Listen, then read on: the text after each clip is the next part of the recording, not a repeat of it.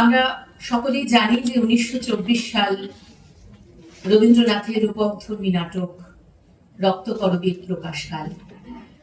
সেই মতো এই বছর তার শতবর্ষ পূর্ণতা পেল, আর বাকেরও 25 বছর পূর্ণতা পেল। এই দুই পূর্ণতার এক পূর্ণ মুহূর্তে আমরা এখন এই সভাঘরে।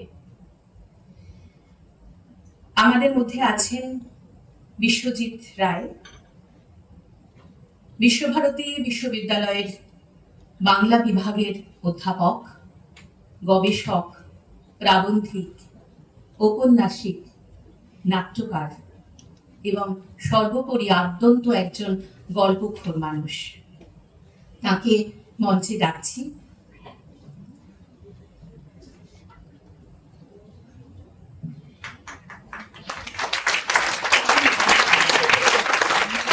আমাদের বাকের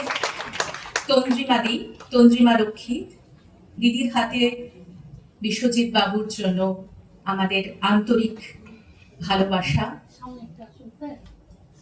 তুলে দিচ্ছে।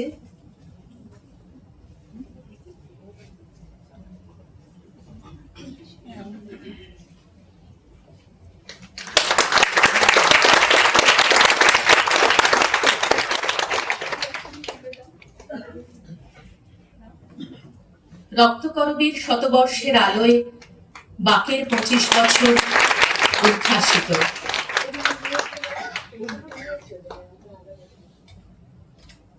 আর এই উদ্ভাসের আলোয় আমরা বিশ্বজিৎ বাবুর কাছে আরো আলোকপ্রাপ্ত হব। আমাদের সকলের মধ্যেই রক্তকরবীর বিভিন্ন আঙ্গিক নিয়ে অনেক খোঁজ থাকে, একটা যাত্রাপথ থাকে। আমরা সেই বিষয়ের এবং সেই যাত্রাপথের হদিশ পাবো বিশ্বজিৎ বাবুর কাছ থেকে।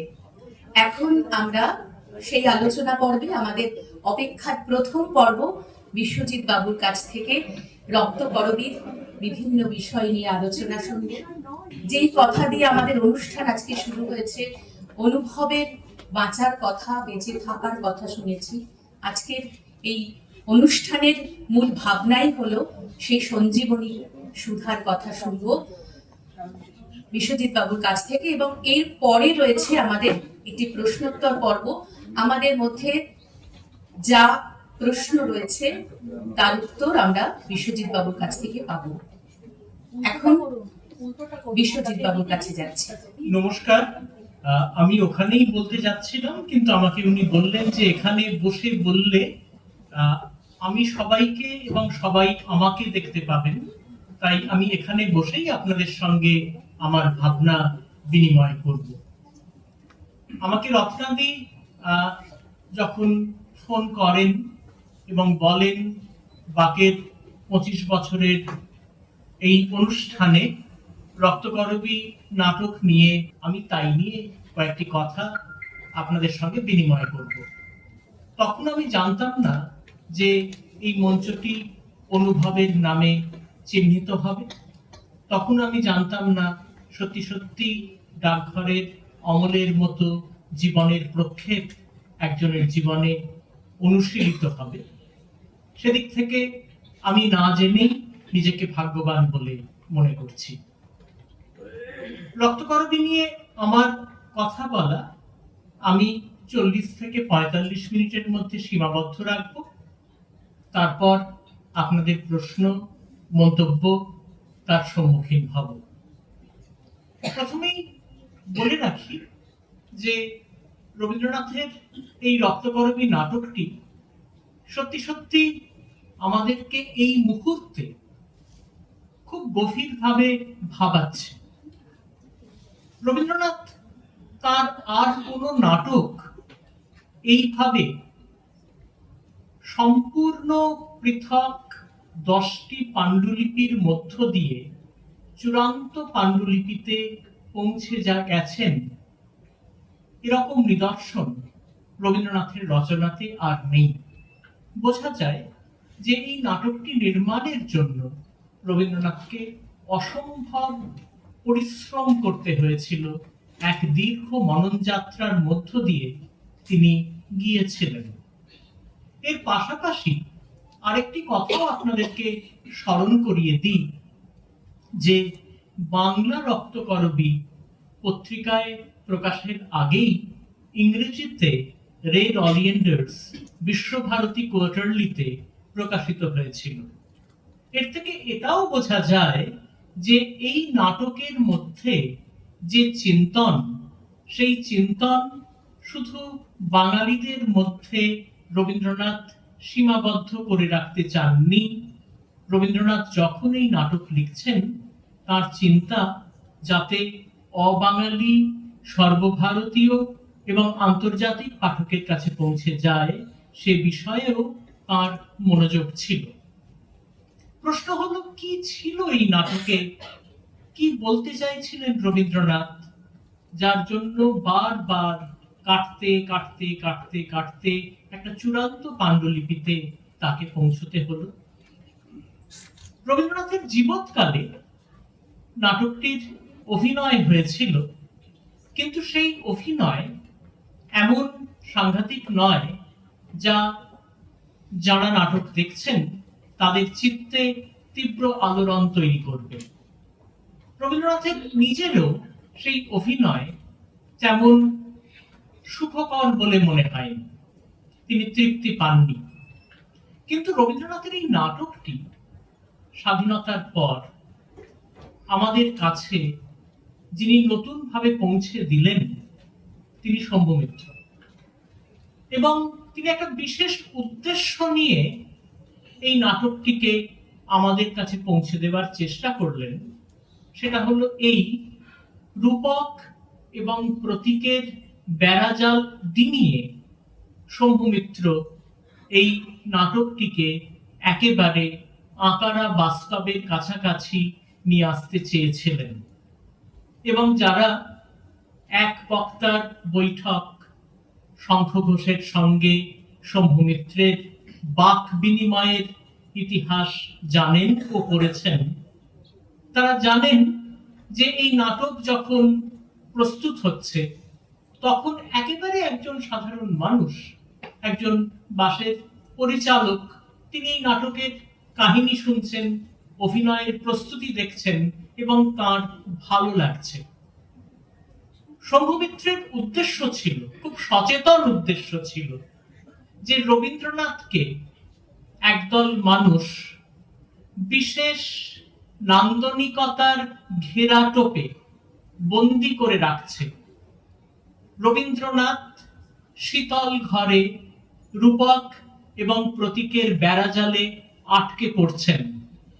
তার থেকে রবীন্দ্রনাথকে বাইরে আনতে হবে, এবং সেই বাইরে আনার কাজে রক্তকরবী ছিল তার অন্যতম উপাদান, শৈল্পিক উপাদান।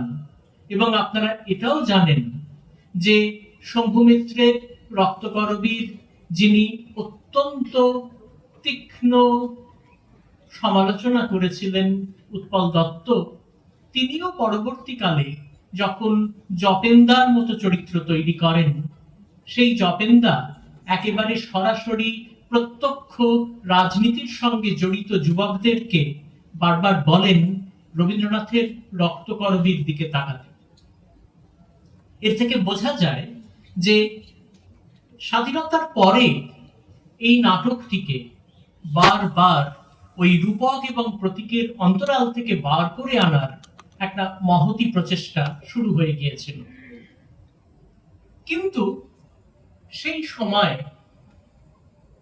শম্ভু মিত্রের পক্ষে বা উৎপল দত্তের পক্ষে সম্ভব ছিল না, ভাবা সম্ভব ছিল না যে পুঁজির চরিত্র কি জটিল ও কুটিল হতে পারে, পুঁজি কি আশ্চর্য ক্ষমতাতান্ত্রিকতা তৈরি করতে পারে, যে ক্ষমতাতান্ত্রিকতার চরিত্র খানিকটা হলেও আমরা দেখতে পাচ্ছি এই সময়, অন্তত 21 শতকে। তারা ভাবতেও পারতেন না যে পুঁজি এত জটিল চরিত্রের অধিকারী হতে পারে। কিন্তু আমাদের সৌভাগ্য রবীন্দ্রনাথ অনেক দূর পর্যন্ত দেখতে পেতেন। এই প্রারম্ভিক কথাগুলি মাথায় রেখে আমার আজকের যা বিষয়, সেই বিষয়ে আমি ফিরে আসি। এই কথাগুলির সঙ্গে আমার আজকের বিষয়ের যোগ রয়েছে, সে যোগ আপনারা আমার বলার সূত্রে নিজেরাই খুঁজে নিতে পারবেন। আমি যদি বলি রবীন্দ্রনাথের এই রক্তকরবী নাটকে খুব নিটোল একটা গল্প আছে, তাহলে সেই কথাটা মিথ্যে নয়। আমরা অনেক সময় ভাবি একেবারে যে এই যক্ষপুরী নামটা দিয়েই বরং শুরু করি। যক্ষপুরী নামটা আমাদের কাছে প্রথমেই এক ধরনের রূপক বা প্রতীকের আবরণ তৈরি করে। বালিগঞ্জ ফাঁড়ির মোড়ে যদি অলকাপুরীর মতো একটা মস্ত বড় হর্ম থাকতে পারে, তাহলে যক্ষপুরী নামের একটা শহর থাকতে অসুবিধে কোথায়? রবীন্দ্রনাথ কথাটা নিজেই অন্যভাবে বলেছিলেন তার আগের নাটক মুক্তধারার সূত্রে। বলেছিলেন পাগলা ঝোড়া যদি একটা ঝর্ণার নাম হতে পারে, তাহলে মুক্তধারা একটা ঝর্ণার নাম কেন নয়? ফলে প্রথমেই যক্ষপুরী নামটার মধ্যে নিহিত অন্য অর্থ যাই থাকুক না কেন, বাস্তবে সেটা অসম্ভব নয়। এই নাটকে আমরা খেয়াল করলে দেখতে পাব যে একটা খনি শহরের গল্প। একটা খনিকে কেন্দ্র করে একটা শহরের অর্থনীতি তৈরি হচ্ছে। সেই খনি শহরের একটা ভৌগোলিক বিবরণ খুব নিখুঁত ভাবেই রবীন্দ্রনাথ দিয়েছেন। পাঁচিল আছে, কতগুলো দুর্গ আছে, পাড়া আছে, রাজার আবাস আছে, সর্দারদের জন্য আমোদ প্রমোদের ব্যবস্থা আছে, মদের দোকান আছে, মন্দির আছে।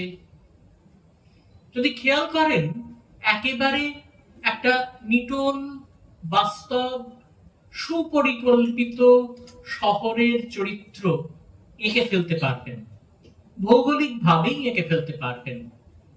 এই শহরের যে অর্থনীতি, সেই অর্থনীতিতে এসে যোগ দিচ্ছে গ্রামের মানুষজন। তাদের গ্রামের ভূগোল অন্যরকম। সেখানকার পাড়া, সেখানকার নদী, সেখানকার গ্রাম সংলগ্ন বনভূমি, সেখানকার শস্যক্ষেত্র, সেখানকার উৎসব, তার যে বাস্তবতা, সেই বাস্তবতার সঙ্গে এই শহরের ভৌগোলিকতা এবং বাস্তবতার বৈসাদৃশ্য চোখে পড়বার মতো, কিন্তু কোনোটাই অবাস্তব বলে মনে হয় না। এই শহরে, এই নতুন অর্থনীতিতে নানা সময়ে গ্রাম থেকে নানা জন এসে যোগ দেন। তারা এখানে কাজ করেন। তাদের যে কাজের নির্ধারিত সময়, তার অতিরিক্ত সময়ও কাজ করেন। রেড অলিয়েন্ডার্সে ওভারটাইম শব্দটা রবীন্দ্রনাথ ব্যবহার করেছিলেন, এবং শ্রমিকদের শ্রমের যে নির্ধারিত সময়সীমা, তার থেকে বেশি এখানে কাজ করতে হয়।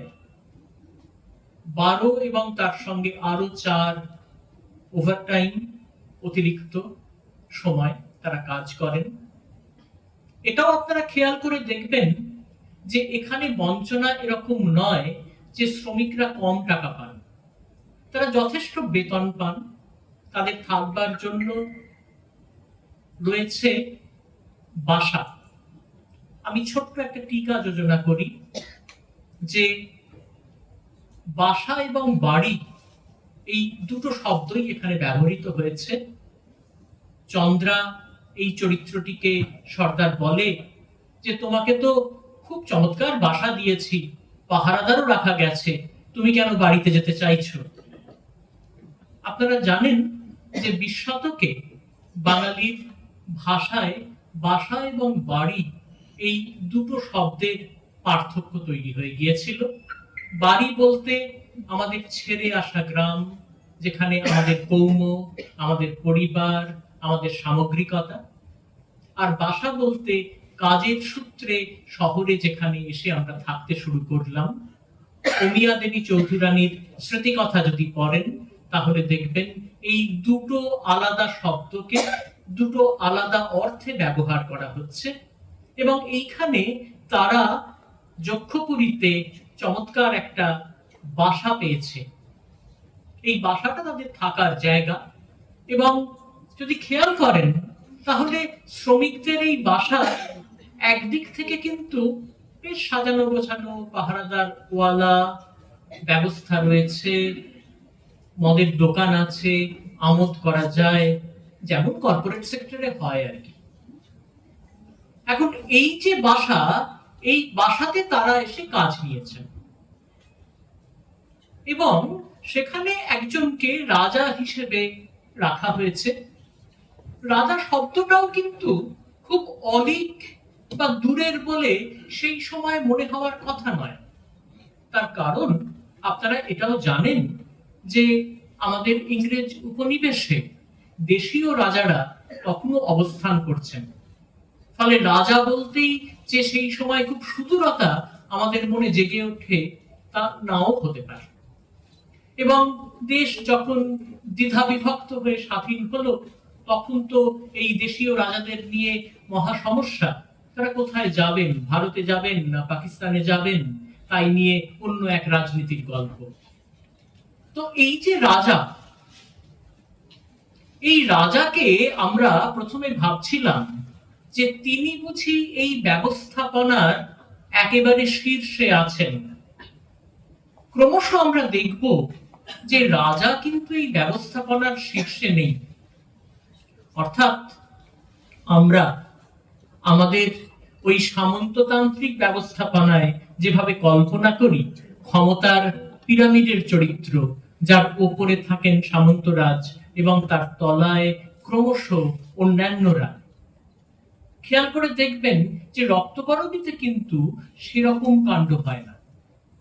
সেখানে রাজা একজন রয়েছেন এবং ক্রমশই বুঝতে পারবো আমরা সর্দার তাকে সামনে রেখেছে, এবং সর্দার তাদেরও নানা রকম অবস্থান আছে। এটা একটা ক্ষমতা তন্ত্র, ক্ষমতার জাল, ওই পিরামিডের চরিত্র। তাই দিয়ে রবীন্দ্রনাথ এখানে ক্ষমতা বোঝাচ্ছেন না। তাহলে নাটকের মধ্যে আমরা দুটো জীবনযাত্রার ছবি পেলাম।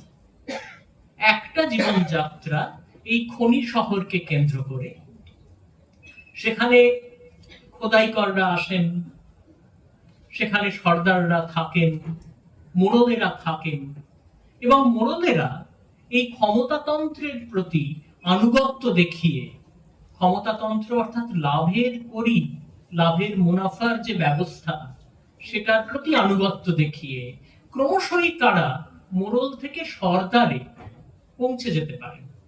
এটাও খেয়াল করবেন যে একটা অবস্থান থেকে আরেকটা অবস্থানে তারা যেতে পারে। এবং এখানে অন্যান্য বিচিত্র কাজেও নানা জনকে নিয়োগ করা হয়। সবাই যে খোদাইকর বা মজুর হিসেবে আসছে তা নয়। এখানে ওই গ্রাম থেকেই একটি ছেলে এসেছিল, তার গল্পটাও খুব আশ্চর্যের। নাম তার বিশু। সে ভালোবেসেছিল একটি মেয়েকে, নন্দিনীকে, তাদের গ্রামের সবচেয়ে উজ্জ্বল আকর্ষণীয় মেয়ে, যাকে ঘিরে স্বভাবতই যুবকেরা উচ্ছ্বসিত। তাকে পাওয়ার জন্য দুজন লড়াই করেছিল, একজন রঞ্জন আর আরেকজন বিশু। এই ত্রিকোণ প্রেমের গল্পে বিশু হেরে গেল। রঞ্জন এবং নন্দিনীর প্রণয় এক ধরনের পরিণতির দিকে এগিয়ে যেতে বেচারা বিশু সরে গেল। কিন্তু যতই হোক, পুরুষের অহং তো, তার ফলে প্রেমে ব্যর্থ হয়ে সে একজনকে বিয়ে করলে। আর বিশু যখন তার গ্রামে বসে ওই দূরে মেঘের রূপ দেখছিল, তখন সেই মেয়েটি দেখছিল স্বর্ণচূড়া। বিশুকে বলেছিল যে তুমি পারো আমাকে ওখানে নিয়ে যেতে, তোমার মুরদ আছে? বিশু চাকরি নিল, খোদাইকরের চাকরি নয়, নজরদারির চাকরি। তার কাজ নজর রাখা।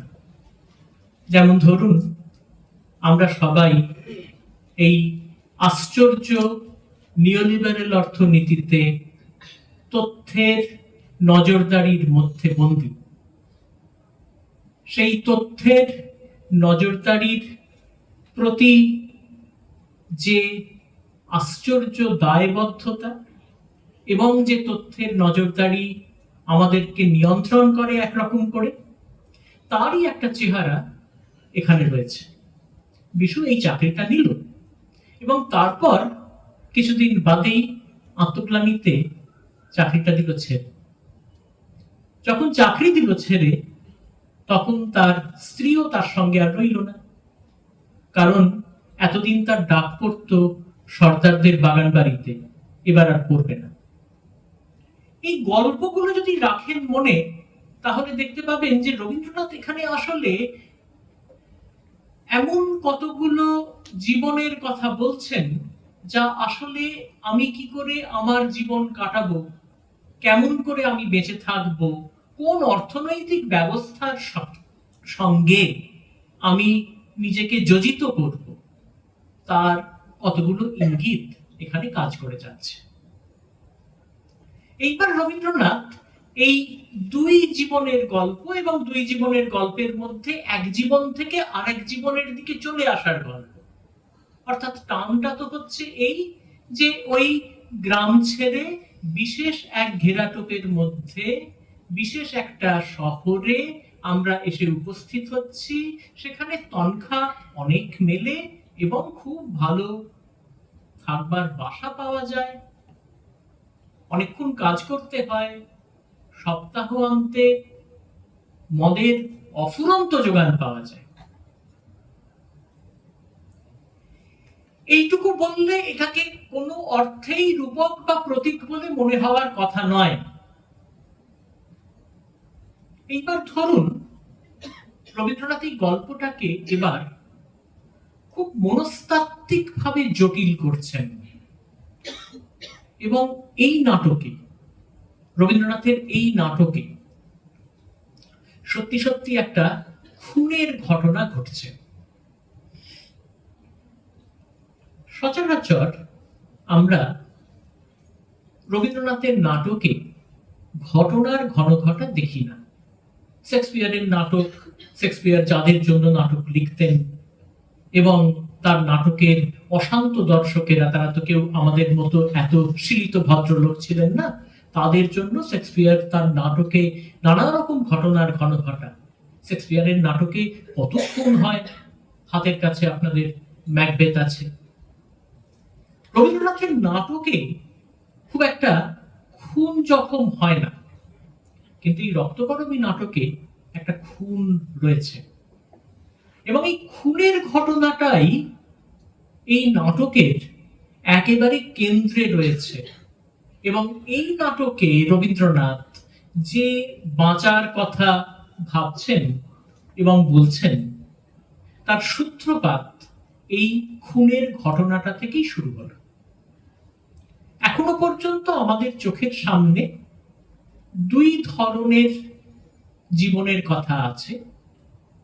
একটা গ্রামের কৃষিকেন্দ্রিক অর্থনৈতিক জীবন, সেখানে বাঁচার একটা ছবি। গ্রামের কথা যদি খেয়াল করেন, তাহলে গ্রামে এক ধরনের উৎসব হয়, যে উৎসব প্রকৃতি কেন্দ্রিক। গ্রামে এক ধরনের আনন্দোৎসব হয়, গ্রামে তারা কখনো নদীতে নৌকা বায়, কখনো গান করে।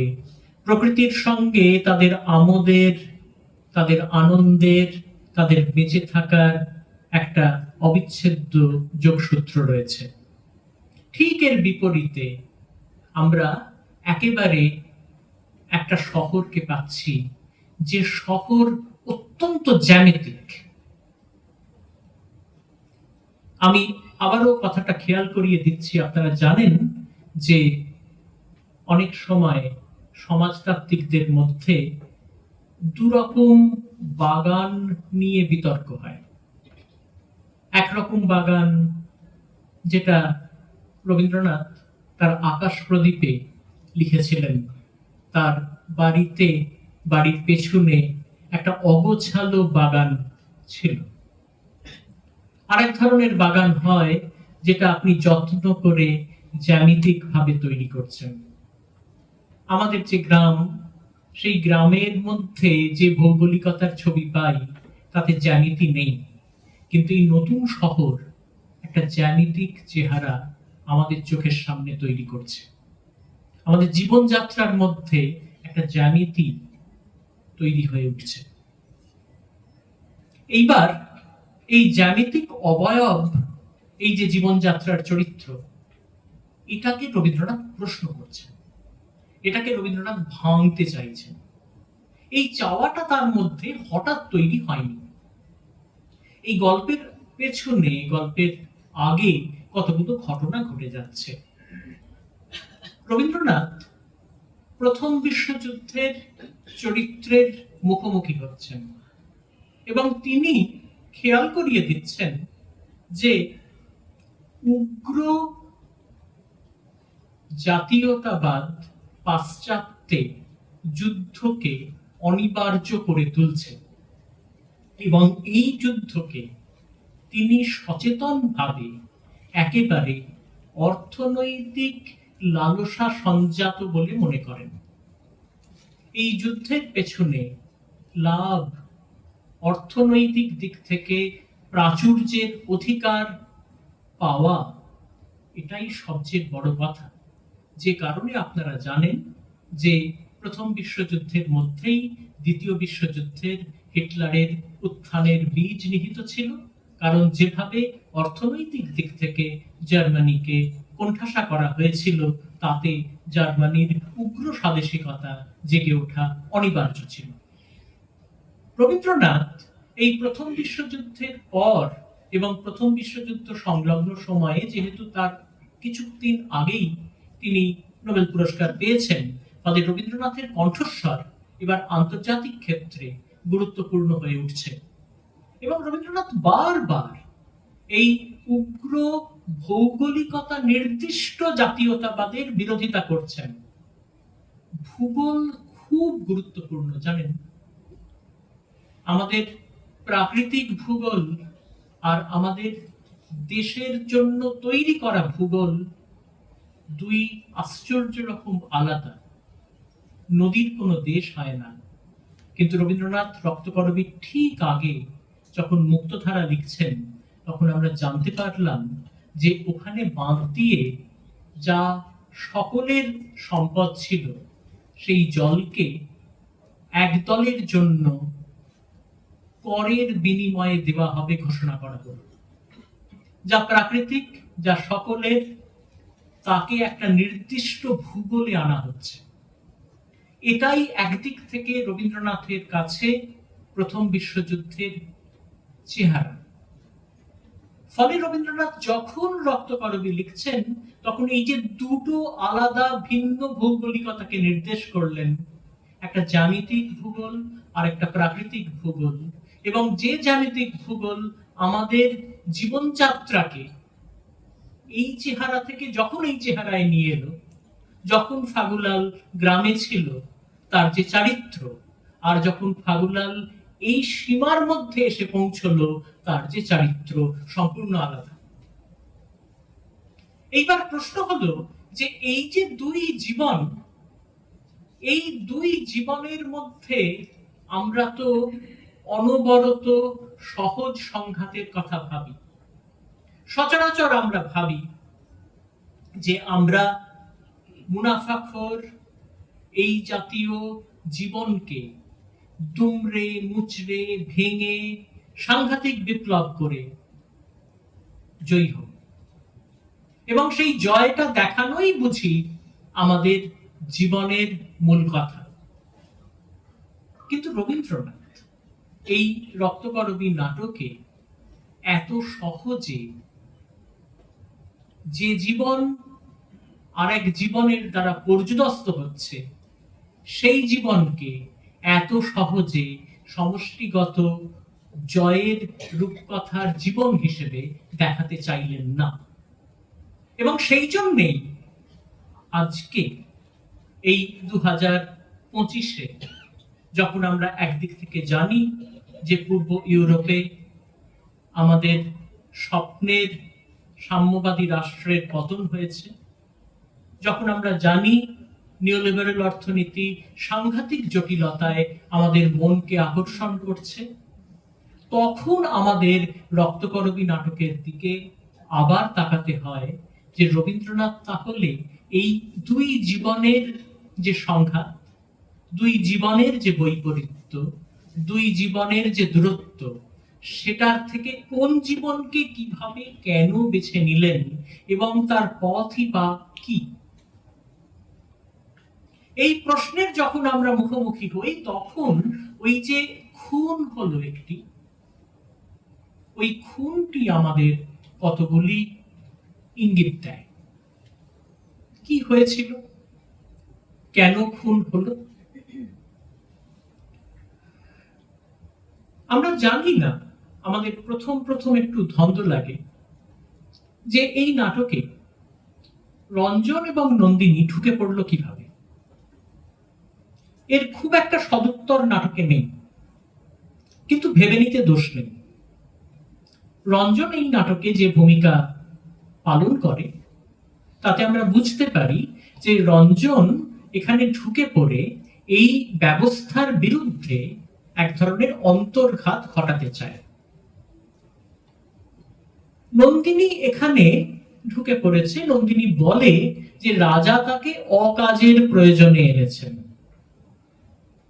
কিন্তু যে কারণেই তারা এসে থাকুক না কেন, এইবার আমরা দেখতে পাই যে নন্দিনী এবং রঞ্জন তারা এই ব্যবস্থাপনার বিরুদ্ধে অন্য ব্যবস্থাপনাকে বাঁচিয়ে তোলার জন্য, জাগিয়ে তোলার জন্য দু রকম পদ্ধতির সহায়তা নেয়।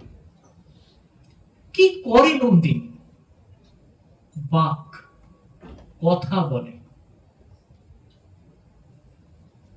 দেখবেন রাজার সঙ্গে, অধ্যাপকের সঙ্গে নন্দিনী অনবরত কথা বলে, এমনকি সর্দারও বাদ যায় না। নন্দিনীর কাজ হচ্ছে কথা বলা, একেবারে ব্যক্তিগত স্তরে কথা বলা। সম্পূর্ণ বিপরীত চিন্তার একজন মানুষ, তার সঙ্গে ব্যক্তিগত স্তরে কথা বলা এবং তাকে সেই উপলব্ধিতে পৌঁছে দেওয়া, সে যে জীবনযাত্রার মধ্যে রয়েছে, সেই জীবনযাত্রাটা আসলে সে যা ভাবছে তা নয়। রাজাকে নন্দিনী বলেছিল, তিরস্কার করেছিল।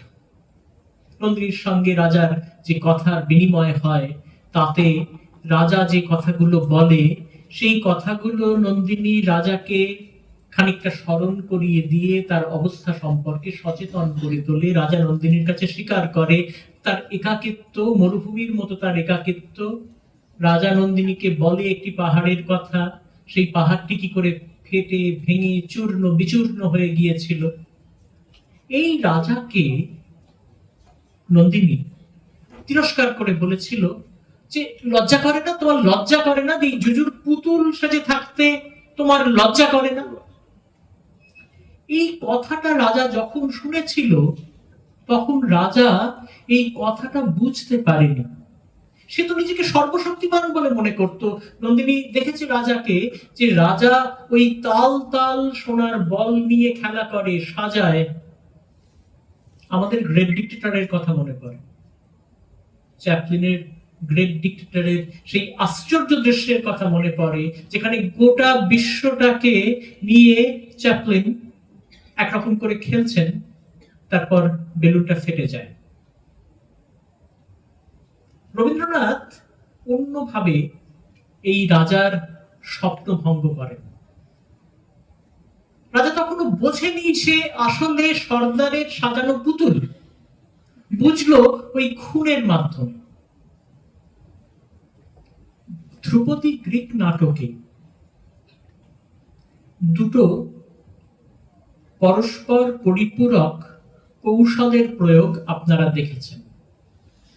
আমরা বাংলায় বলি উদ্ঘাটন ও বিপ্রতিপতা।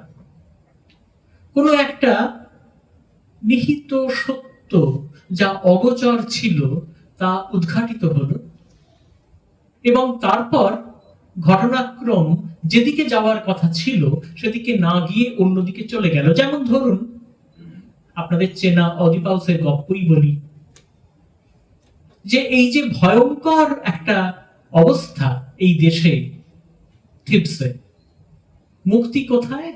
না, সেই পাপীকে খুঁজে বার করতে হবে। পাপীকে খুঁজে বার করলেই অদিপাউস রাজা হিসেবে শান্তি পাবেন ভেবেছিলেন, কিন্তু উদ্ঘাটিত হলো যে তিনি সেই লোক যিনি খুন করেছেন তার পিতাকে, তিনি সংগ্রাম করেছেন তার মায়ের সঙ্গে, এবং যা হওয়ার কথা ছিল সম্পূর্ণ উল্টো দিকে ঘুরে গেল। এখানে দেখা যায় যে রঞ্জন ঢুকে পড়েছে রক্তকরবীর এই যজ্ঞপুরীতে, এবং সে কি করে? নন্দিনী যেমন একদিকে একেবারে ওপরের লোকদের সঙ্গে কথা বলে, অধ্যাপকের সঙ্গে, সর্দারের সঙ্গে, রাজার সঙ্গে, রঞ্জনের কাজটা তলা থেকে শুরু হয়। রঞ্জন শ্রমিকদের সঙ্গে মিশে যায়। তারপর যে কাণ্ডটা করে,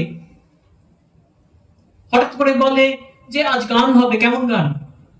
না, আজ আমাদের কোদাল নিয়ে না হয় নৃত্য হবে।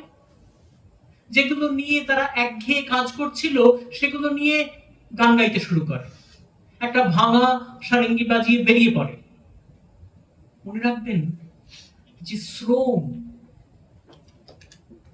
তা বঞ্চিত শ্রম বা তা মুনাফালব্ধ শ্রম হলে দুই ক্ষেত্রেই দুভাবে শ্রমিককে বিবিক্ত করে, বিচ্ছিন্ন করে, অ্যালিয়েনেটেড করে। হতে পারে যে আমি বাধ্য হচ্ছি আমার শ্রম করতে, বঞ্চিত হচ্ছি এবং বিবিক্ত হচ্ছি। একইভাবে আমি আমার শ্রমের জন্য প্রচুর অর্থ পাই, কিন্তু ওই শ্রমে আমি বিবিক্ত হচ্ছি। রঞ্জনের কাজ এই বিচ্ছিন্নতাকে ঘুচিয়ে দেওয়া। সে গান গাইতে গাইতে একের সঙ্গে অন্যের সহযোগ, সংযোগ তৈরি করে। এই রঞ্জনকে রাজা ছেড়ে দিতেই বলেছিল, কিন্তু রাজা তো এখানকার সার্বিক ক্ষমতার অধিকারী নয়। এখানে তো রয়েছেন সর্দার। তার ভূমিকা এক ধরনের ষড়যন্ত্র করা। তিনি রঞ্জনকে আর 5 জনের সঙ্গে মিশিয়ে রাজার কাছে পাঠিয়ে দেন, এবং রঞ্জনের কাছে এই খবরও চলে যায়, একেবারে কিন্তু চেনা গল্পের মতো, যে নন্দিনীকে রাজা সেবাদাসী করে রেখেছে। রাজা জানে না তার সামনে যে আছে সে রঞ্জন। রাজা নন্দিনীকে একরকম করে পেতে চায়।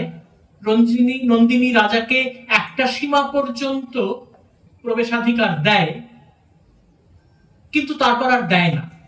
কোথাও কোনো অস্পষ্টতা নেই। রাজাকে সে বলেই দেয় যে রঞ্জনের সঙ্গে তার যে সম্পর্ক, সে সম্পর্ক রাজার সঙ্গে নয়। কিন্তু তার অর্থ এই নয় যে নন্দিনীর সঙ্গে রাজার সম্পর্কের মধ্যে কোনো মানবিকতা নেই। আছে, খুবই আছে। এবং নন্দিনীর তো কাজই হচ্ছে যে এই মানবিকতার স্পর্শে ওই সোনার তালের মধ্যে আটকে থাকা একজন বিবিক্ত মানুষকে টেনে বের করে আনা। এইবার রঞ্জনকে রাজা খুন করে। খুন করে তার ওই যৌন ঈর্ষা থেকে। পুরুষ মানুষ, পুরুষের যৌন ঈর্ষা, রাজা রঞ্জনকে খুন করে।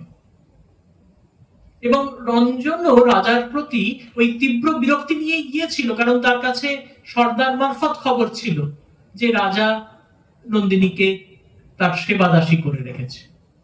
এই যে খুনটা হলো, এইবার রবীন্দ্রনাথ আমাদের সামনে একটা আশ্চর্য প্রশ্ন উত্থাপন করলেন। এই যে রাজা খুন করলো নন্দিনীর সবচেয়ে প্রিয় মানুষকে, এবার কি করবে নন্দিনী? জাস্টিসের যে, ন্যায়ের যে ধারণা, একজন খুনি,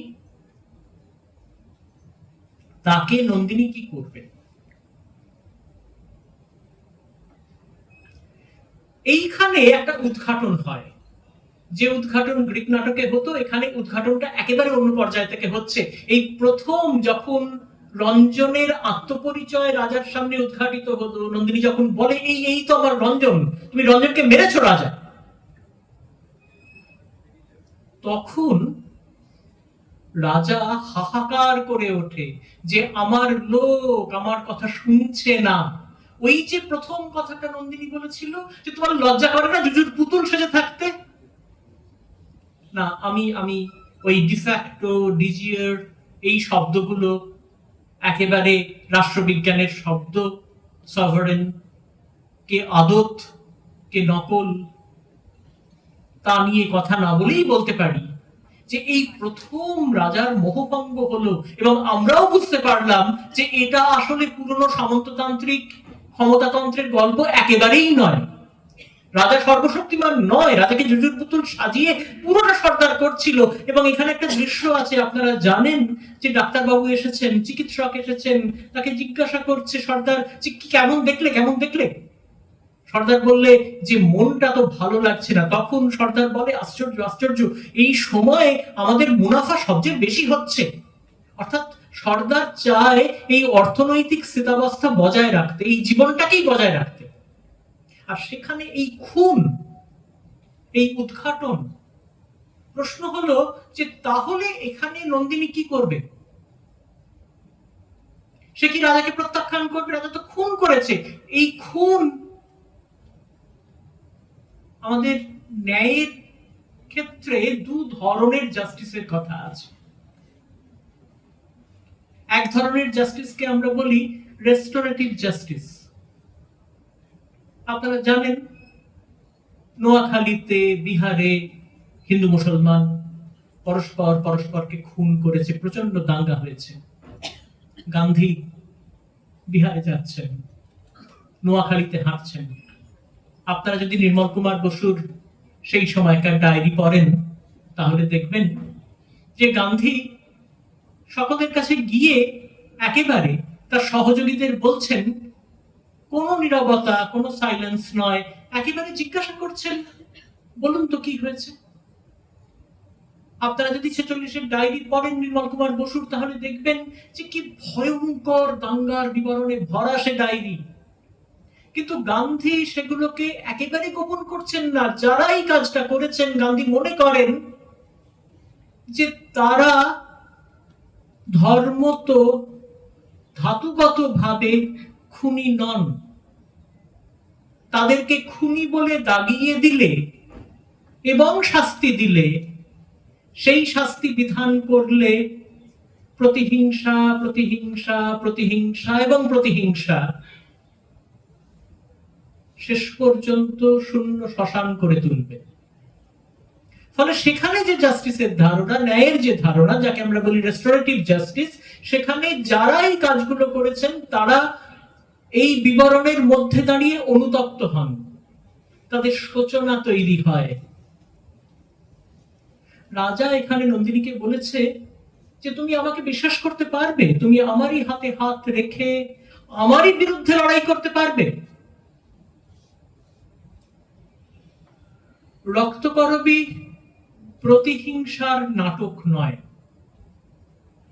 এই প্রথম এইবার আমি আস্তে আস্তে এই নাটকে রবীন্দ্রনাথ আমাদের যেভাবে বাঁচার কথা বলেছিলেন তার দিকে ফিরছি। এটা বুঝিয়ে দেয় যে রক্তকরবী প্রতিহিংসার কথা বলে না। রক্তকরবী আমাদের জীবনযাত্রায় যে ন্যায়কে প্রতিষ্ঠিত করতে চায় সেটা রেস্টোরেটিভ জাস্টিসের ধারণা। আপনাদের মনে থাকবে যে এই নাটকে বজ্রগড়ের পতন হয়েছিল। আপনাদের মনে থাকবে বজ্রগড় হচ্ছে এমন একটা জায়গা যেখানে বন্দী করে রাখা হয়। এবং এটাও আপনারা জানেন যে ওই খোদাইকররা, তারা তাদের যা কিছু হাতে অস্ত্র ছিল, শাবল, গাইতি, কোদাল, তাই নিয়েই কিন্তু লড়াইতে নেমে পড়েছিল। আপনাদের মনে পড়ে যাবে একেবারে ফরাসি বিপ্লবের কথা। সেখানে থার্ড স্টেটে যারা ছিলেন, তারা যখন এই বাস্তিলের পতন ঘটাতে গেলেন, তখন তাদের কি বা অস্ত্র? তাদের অস্ত্র তাদের ওই শ্রমের অস্ত্র। এখানেও একইভাবে একদল বেরিয়ে পড়েন, কিন্তু এর পাশাপাশি রবীন্দ্রনাথ একটা কথা মনে রাখেন, যেটা গোটা ফরাসি বিপ্লবে যে ঘটনা ঘটেছে সেটা হচ্ছে ফরাসি বিপ্লব এক আশ্চর্য প্রতিহিংসার উপর দাঁড়িয়ে রয়েছে, একটা ভয়ঙ্কর ভয়ঙ্কর হিংস্র প্রতিহিংসা, পরায়ণতা, যাকে ন্যাশনাল রেজার বলা হতো, গিলোটিন। তা যে কিভাবে নেমে আসতো, রোবসপিয়ার যিনি হিংসার পক্ষ নিয়েছিলেন তিনি শেষ হয়ে গেলেন, এবং ফরাসি বিপ্লব যে সাম্য, মৈত্রী, স্বাধীনতার কথা বলেছিল তা প্রতিষ্ঠিত হলো না। ফলে রবীন্দ্রনাথ বিপ্লবের কথা বলেন, কিন্তু বিপ্লবের যে পাশ্চাত্য প্রতিহিংসা পন্থা সেই জীবনের কথা বলেন না। তিনি এখানে দেখান যেখানে রেস্টোরেটিভ জাস্টিস সম্ভব, সেখানে আমরা ন্যায়ের সেই পথে যাব। আমরা কখনো বাক বিনিময় বন্ধ করব না। সম্পূর্ণ উল্টো পক্ষের একজন মানুষ, সম্পূর্ণ উল্টো চিন্তার একজন মানুষ, তার সঙ্গে আমি বাক বিনিময় বন্ধ করব না। এটা হচ্ছে প্রথম ধারণা। দ্বিতীয় ধারণা, রক্তকরবী নাটকের একেবারে শেষের দিকে যদি আসেন তাহলে দেখবেন এই নাটকটা ঠিক নবান্ন নাটকের মতো করে শেষ হয় না। নবান্ন নাটকের শেষে আপনারা জানেন এখন নান্দিকার নতুন করে নবান্ন করছেন, খুবই ভালো ভাবে করছেন, তারা তাদের এক ধরনের ভাষ্য তারা তৈরি করছেন।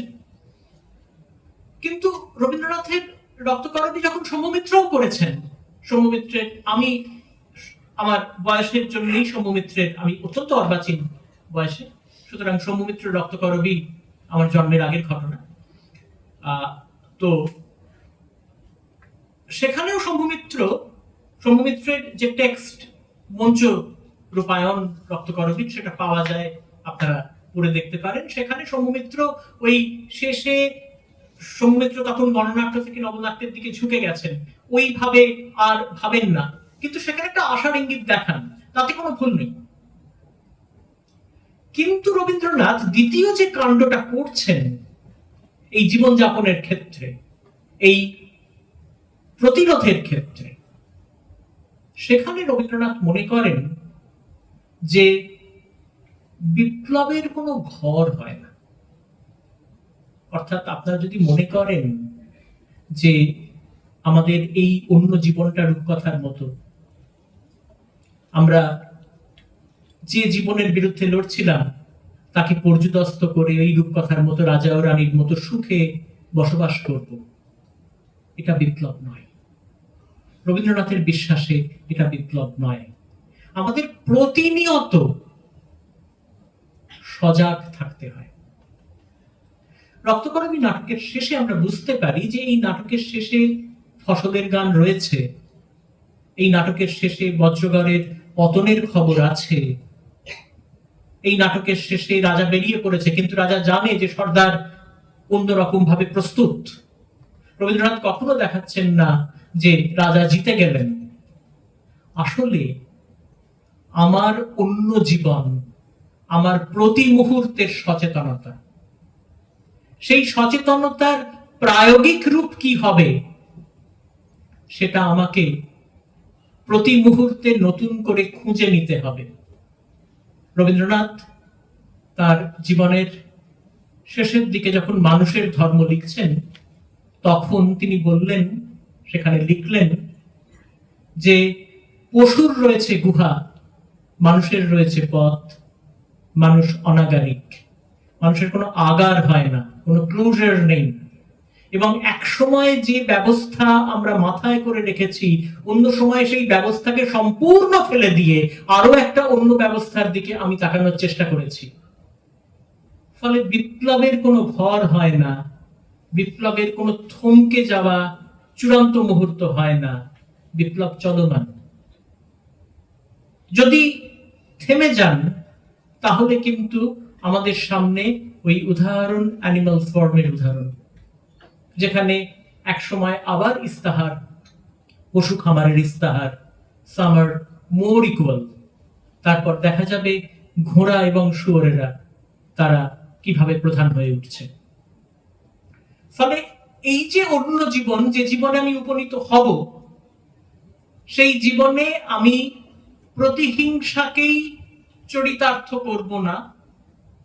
দ্বিতীয়ত, আমার এই জীবনযাত্রা সেটা আমার প্রতিনিয়ত সচেতনতাকে জাগিয়ে তুলবে। এই জীবনযাত্রার অর্থনীতি কি হবে? এইবার একটা খুব গুরুত্বপূর্ণ কথা বলে আমি আমার বক্তব্যের শেষের দিকে চলে আসছি, কারণ আমার ধারণা আমি 45 মিনিটের কাছাকাছি পৌঁছে গেছি। আমি আমার চিন্তা গুটিয়ে এনে আপনাদের দিকে এগিয়ে দেব। মাইক দেখবেন, এখানে সর্দার একটা খুব আশ্চর্য কথা বলে। সর্দার বলে, রাজা সেটা সত্যি সত্যি বলেছেন কিনা আমরা জানি না, কিন্তু সর্দার বলে যে রাজা বিশ্বাস করে অতীত বলে কিছু নেই, বর্তমানটাই বেড়ে বেড়ে ভবিষ্যৎ হয়ে যাচ্ছে। এইটা মনে রাখবেন আমাদের নিওলিবারেল অর্থনীতির একেবারে কেন্দ্রীয় ভাবনা,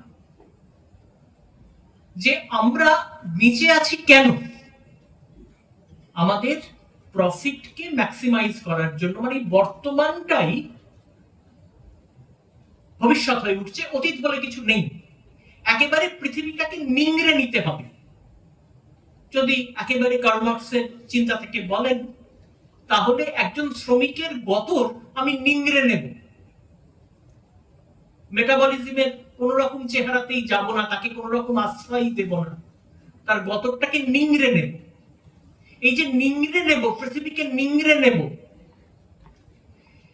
এই নিংড়ে নেওয়ার অর্থনীতির বিরুদ্ধে রবীন্দ্রনাথের আগে থেকেই কথা বলছিলেন। রবীন্দ্রনাথের ইংরেজি লেখা সেখানে ছিল, সিটি অ্যান্ড ভিলেজ বলে একটা চমৎকার ইংরেজি লেখায় রবীন্দ্রনাথ দেখিয়েছিলেন যে এই নতুন সময়ে প্রতিনিয়ত আমাদের চাহিদাকে কিভাবে কৃত্রিম উপায়ে বাড়িয়ে তোলা হচ্ছে, এবং সেই কৃত্রিম উপায়ে বাড়িয়ে তোলা চাহিদা তা সমস্ত মানুষের জন্য আমি পূরণ করতে পারবো না। ফলে কিছু মানুষের জন্য আমি পূরণ করতে পারবো, এবং সেই কিছু মানুষ তারা এমনই খেয়ে পড়ে মোটা হয়ে উঠবে, বাকি অংশ অত্যন্ত রুগ্ন হয়ে যাবে। আপনারা পি সাইনাথের নাম জানেন? তিনি খেয়াল করিয়ে দিচ্ছিলেন আমাদেরকে যে মুম্বাইতে বিলাসবহুল অ্যাপার্টমেন্টগুলিতে ব্যক্তিগত সুইমিং পুলে জল সরবরাহ করা হয়, সেই জলের প্রচুর ব্যবহারে বাকিদের বরাদ্দ প্রাকৃতিক জল তার ভান্ডারে টান পড়ে। অর্থাৎ আমি আমার চাহিদাকে অপরিমিত করে তুলতে পারবো না। এই মুনাফা, যক্ষপুরীর মুনাফা, এই যে জীবনযাত্রা বিশ্বাস করে আমার বেঁচে থাকা এইটুকু নিয়ে, আমার বর্তমানটাই ভবিষ্যৎ হয়ে যাচ্ছে, বর্তমানটাই কেবল বেড়ে বেড়ে যাচ্ছে, এই অর্থনৈতিক বিশ্বাসকে রবীন্দ্রনাথ প্রত্যাখ্যান করছেন। এবং এই অর্থনৈতিক বিশ্বাস এবং এই অর্থনৈতিক বিশ্বাসে মানুষকে ভুলিয়ে রাখার জন্য এক আশ্চর্য নজরদারির ব্যবস্থা এই নাটকে করা হয়েছিল। এবং সেই ব্যবস্থাটা কিরকম জানেন? প্রথম দুটো খসড়ায় তার ইঙ্গিত ছিল। একদম প্রথম খসড়া যদি দেখেন রক্তকরবীর, তাহলে যেভাবে চূড়ান্ত রক্তকরবীর শুরু হয়েছে সেটা সেরকম নয়। সেখানে দেখা যাচ্ছে যে ফাগুলাল এবং চন্দ্রার কথোপকথন হচ্ছে। চন্দ্রা ফাগুলালকে বলছে যে চলো পালিয়ে যাই, পালিয়ে যাই, পালিয়ে যাই।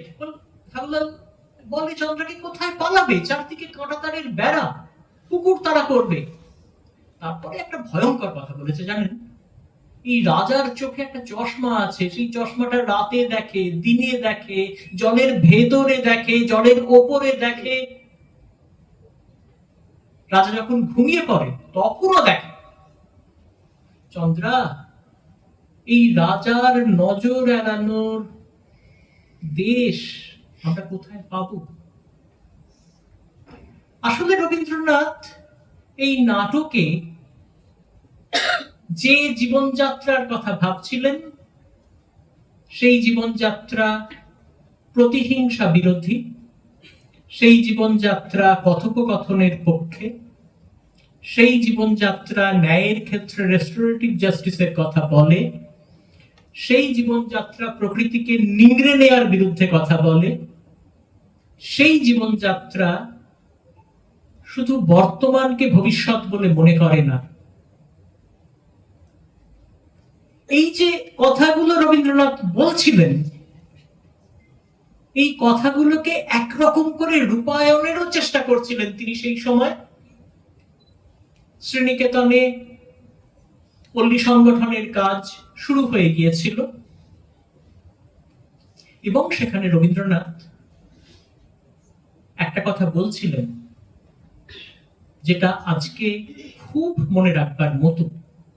বলছিলেন যে শ্রীনিকেতনে যারা কাজ করবে তাদের ওপর প্রতিদিন খবরের আলো এসে পড়বে না, তাদেরকে নিজের মতো করে কাজে লেগে থাকতে হবে। আমাদের ভারতীয় রসশাস্ত্রে উৎসাহ এই স্থায়ী ভাব থেকে বীর রসের সঞ্চার হয় বলে মনে করা হয়েছে। রবীন্দ্রনাথের গান আপনারা জানেন, যদি তোর ডাক শুনে কেউ না আসে তবে একলাই চলতে হবে সে গানের বাণীতে। এই যে একা চলা, এটা উৎসাহ। আমার উপর কোনো আলো এসে পড়বে না, আমার এই জীবনযাত্রা প্রতি মুহূর্তে অন্য জীবনযাত্রার দ্বারা ধ্বস্ত হবে। আমার লোভ, আমার ইচ্ছে হবে ব্র্যান্ডেড জামা পরতে, ইচ্ছে হবে অপরিমেয় দামে কফি খেতে, ইচ্ছে হবে অপরিমেয় দামের চশমা পরতে, কিন্তু ধরুন আমি পরবো না। এই যে অন্য জীবন, ব্যক্তিগত অন্য জীবন, সেটাকে গ্লোরিফাই করবার, সেটাকে সামনে এনে নিজেকে মহৎ হিসেবে দাখিল করবারও কিছু নেই।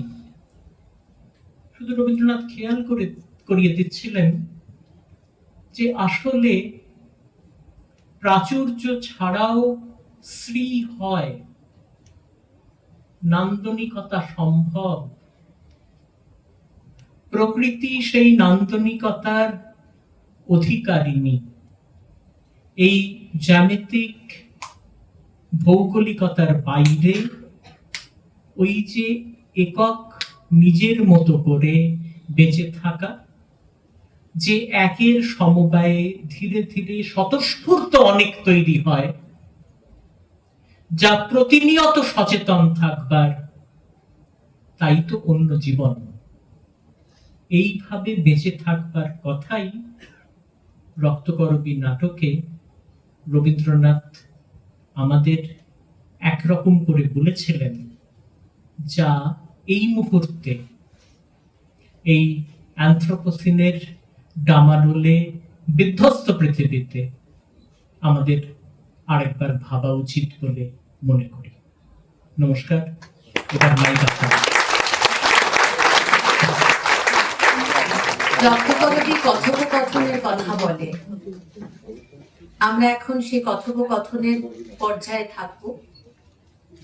প্রশ্ন আপনাদের পক্ষ থেকে, উত্তর দেবেন বিশ্বজিৎ বাবু। প্রথম প্রশ্ন।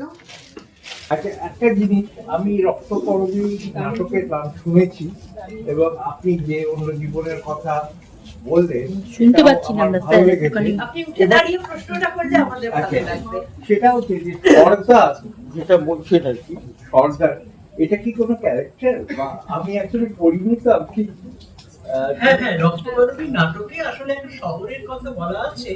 সেই শহরে খনি থেকে সম্পদ তুলে আনা হয় এবং এই ব্যবস্থাপনা চালানোর জন্য সেখানে অনেকে অনেক পদে কাজ করেন। তার মধ্যে একটা বিশেষ পদ হচ্ছে সর্দার।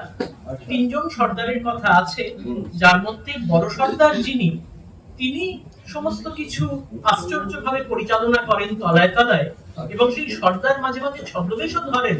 যেমন একজন সর্দার, তিনি আসলে সর্দার কিন্তু ভেতরে ভেতরে তিনি গোসাই, তিনি লোকের মনে ধর্মের ভয় ঢুকিয়ে দেন।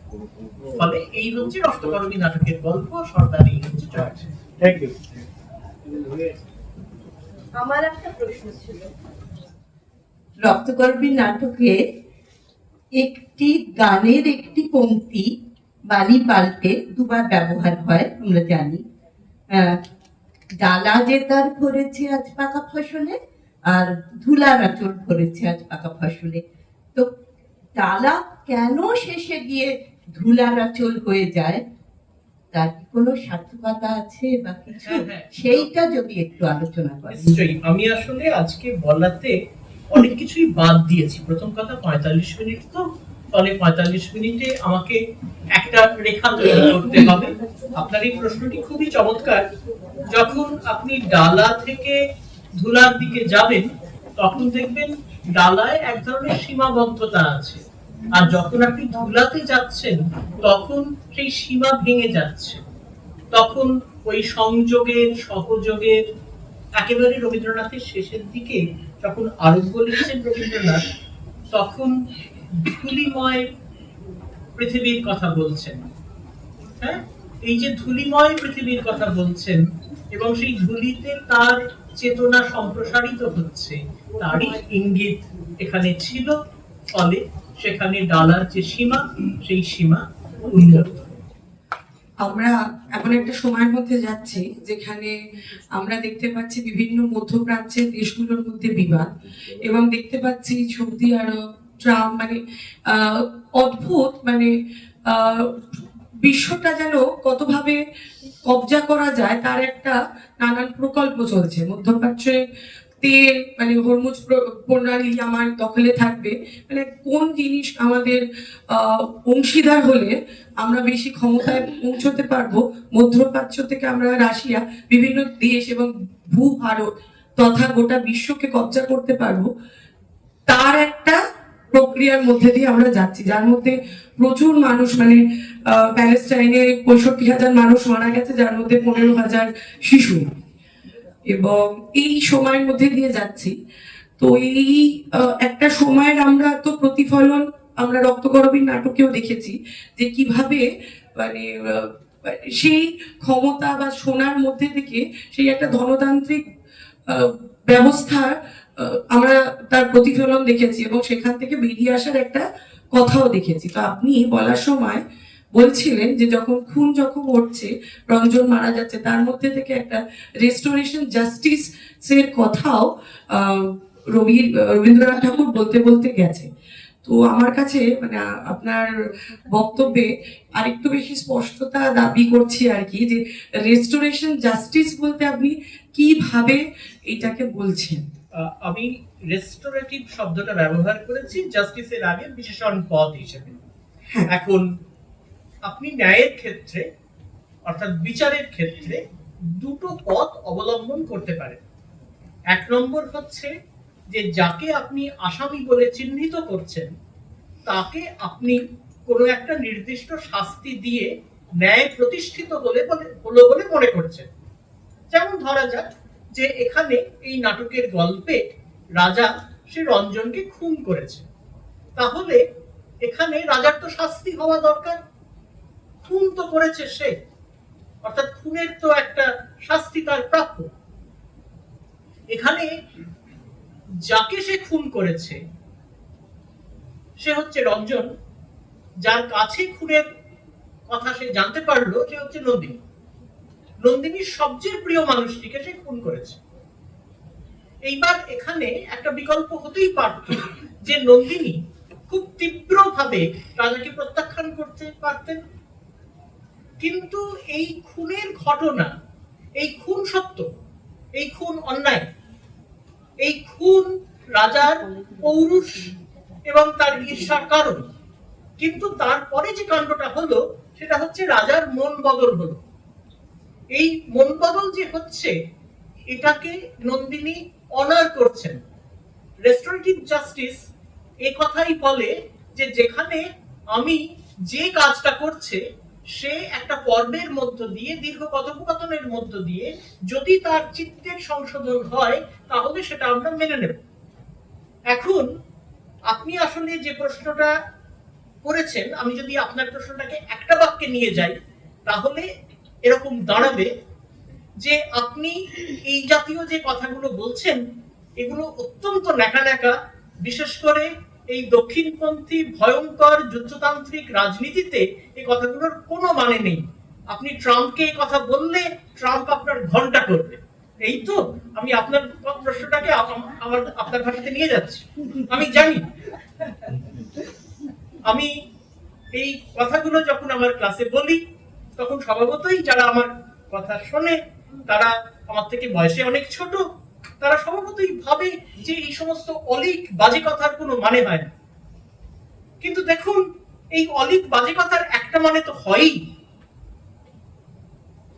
সেটা হচ্ছে এই যে সত্যি সত্যি ভয়ঙ্কর মারণাস্ত্র যেভাবে আমাদেরকে শেষ করে দিচ্ছে তার বিরুদ্ধে পাল্টা মারণাস্ত্রই কি তাহলে আমরা গ্রহণ করব? আমরা তো সেটা করতে পারছি না, আমাদের হাতে তো সেটা নেই, আমি তো কিচ্ছু করতে পারবো না। তাহলে পৃথিবীর বৃহত্তর সংখ্যাগরিষ্ঠ মানুষের একটা অংশকেও যদি আস্তে আস্তে আস্তে আস্তে আমরা একটা অন্য জীবনের কথা একটু একটু করে ভাবতে শেখাই। এখানে মনে রাখবেন, রক্তগরবী নাটকে রবীন্দ্রনাথ পাশাপাশি দুটো পদ্ধতি নিয়েছেন। এক, যদি আপনি নাটকটা পড়ে থাকেন সেখানে রাজার মন বদল হয়েছে। দুই, এখানে কিন্তু একটা সংঘর্ষ হয়েছে এবং সেটা কিন্তু একেবারেই রক্তহীন সংঘর্ষ নয়। মনে রাখবেন যে গান্ধী যখন অহিংসার কথা বলেন তখন গান্ধী কিন্তু পলায়নপরতার কথা বলেন না। যে পালিয়ে যাচ্ছে তার বদলে যদি কেউ আঘাত করে, যে আঘাত করছে তাকে, তাহলে গান্ধী তাকেই সমর্থন করবেন, ওই পালিয়ে যাওয়া মানুষটিকে নয়। ফলে এখানে রবীন্দ্রনাথ বা গান্ধী এই দক্ষিণপন্থী রাজনীতি, যে ভয়ঙ্কর দক্ষিণপন্থী রাজনীতি, আসলে এই রাজনীতি জানেন তো, এই রাজনীতির একটা বড় চেহারা আছে আর এই রাজনীতির একটা ছোট চেহারা আছে যা প্রতি মুহূর্তে আমাদের মনের ভেতরে ঢুকে পড়ে। আমি আপনি সবাই এই যে ঘন্টা হবে কথাটা ক্রমশ বিশ্বাস করছি, এটা আসলে দক্ষিণপন্থী রাজনীতির সবচেয়ে চূড়ান্ত জয়। এই ঘন্টা হবে প্রশ্নটাকে যদি আমরা ছোট ছোট পরিসরেও মারতে পারি তাহলে কোথাও আমি পারলাম। তার জন্য আমাকে চিৎকার করতে হবে না, সাম্রাজ্যবাদ নিপাত যাক বলতে হবে না। আমার আচরণে, আমার ছোট আচরণে আমি কোথাও ন্যায়ের অন্য একটা সংজ্ঞা তৈরি করলাম। ফলে আমি আপনাকে সমর্থন করছি। তাহলে রঞ্জনের ভাঙা সারেঙ্গিটাই আমাদের অস্ত্র হোক। পরবর্তী প্রশ্ন। শুভ হ্যাঁ, শুভ নিশ্চয়ই। সন্ধ্যা। আমার প্রশ্ন আপনার এই দীর্ঘ আলোচনার মধ্যে দিয়ে শ্রদ্ধা জানিয়ে বলি, নন্দিনী চরিত্রটি কি রক্ত মাংসে গড়া একটি মানবী চরিত্র নাকি আইডিয়া? রবীন্দ্রনাথ তো প্রত্যেক মুহূর্তে একটি আইডিয়ার সাহায্য নেন তার দর্শনকে প্রকাশ করার জন্য। সেখানে নন্দিনী চরিত্রটিকে কতটা রক্ত মাংসে গড়া বা মানবী চরিত্র বলে মনে হয়েছে, এটা আমার আপনার কথায় শুনতে পেলে খুব ভালো লাগবে। আর আরেকটি হচ্ছে কিশোর চরিত্রকে খুব স্বচ্ছন্দে আপনি এড়িয়ে গেলেন, একটু কিশোর চরিত্র সম্পর্কে একটু জানেন। না, আমি কাউকে এড়িয়ে যাই হ্যাঁ, না। 45 মিনিটে ধরতে হয়েছে অনেকটা। আসলে হচ্ছে আমাদের ক্ষেত্রে যেটা হয়, রবীন্দ্রনাথ হচ্ছে অসম্ভব তঞ্চক একজন মানুষ, জানেন। রবীন্দ্রনাথ নিজেকে নিজের ভাষা দিয়ে আড়াল করে রাখেন। একদম। এখন আমরা না রবীন্দ্রনাথকে ভীষণ ওই প্রতীক, রূপক, আইডিয়া ইত্যাদি ভাবতে ভালোবাসি। কিন্তু রবীন্দ্রনাথ আপনি ভেবে দেখুন যে আচ্ছা নন্দিনী কি করেছে, নন্দিনীকে আপনার কোথায় অরক্ত মাংসের একজন মেয়ে বলে মনে হচ্ছে? একটা মেয়ে গ্রামে থাকতো, এখানে এলো, রাজার সঙ্গে কথা বলছে, সর্দারের সঙ্গে কথা বলছে, তার কাজটা আসলে কি এখানে? আমার এখানে- পুরো নাটকটি হ্যাঁ। পড়ে যেটা মনে হয়েছে, প্রতি মুহূর্তে তিনি বলছেন, মানে নন্দিনী বলছে যে আমি সবাইকে ভালোবাসি। না, সেখানে আপনার কি তো- আপত্তি আছে যে সবাইকে এবার ভালোবাসা শব্দটাই ফিরে আসে? না, সবাইকে ভালোবাসাতে আপত্তি নেই, কিন্তু তার কেন রাগ থাকবে না, রোষ থাকবে না, যন্ত্রণা থাকবে না, কষ্ট থাকবে না? তাহলে আরো বেশি মানবী হতো নন্দিনী। আমি আপনার প্রশ্নটাকে সমস্ত রকম ভাষার ছালচামড়া ছাড়িয়ে বলি। হ্যাঁ। আপনার দুটো আপত্তি। হ্যাঁ। এক হচ্ছে এ কেমন মেয়ে রে বাবা, রাজা তার চুলে হাত দেয়, অধ্যাপকের সামনে গিয়ে দাঁড়িয়ে পড়ে, হ্যাঁ। হ্যাঁ, এই মেয়েটা সবাইকে ভালোবাসে, কি করে এটা হয়? এই মেয়েটা মোটেই সৎ চরিত্রের একজন স্বাভাবিক মেয়ে নয়। এক নম্বর প্রশ্ন। দ্বিতীয় প্রশ্ন হচ্ছে যে এই ঢলানি করা স্বভাব যার, এই মেয়েটা তার রাগ বলে কিছু নেই। আমি উত্তর দিই। এই একদম আমি ঠিক। আমি আজকাল যে কোনো প্রশ্ন, না, তাতে স্বচ্ছন্দ হয়। হ্যাঁ, যে কোনো প্রশ্নকে আমি আর রাবীন্দ্রিক থেকে- কিশোরটা একটু আমি শুয়ে রাবীন্দ্রিক যাবে। থেকে অরাবীন্দ্রিক করে নিলে সুবিধা হয় আপনাদের। প্রথম কথা হচ্ছে যে এই যে যারা আপনাকে আমি একটা ছোট্ট উদাহরণ দিই। আপনারা যদি একটু ওই মনোবিদরা কিভাবে কাজ করেন এটা জানেন, ভাবেন, তাহলে দেখবেন যে সেখানে তারা যে ভূমিকা পালন করেন, নন্দিনী সেই ভূমিকা পালন করেছে।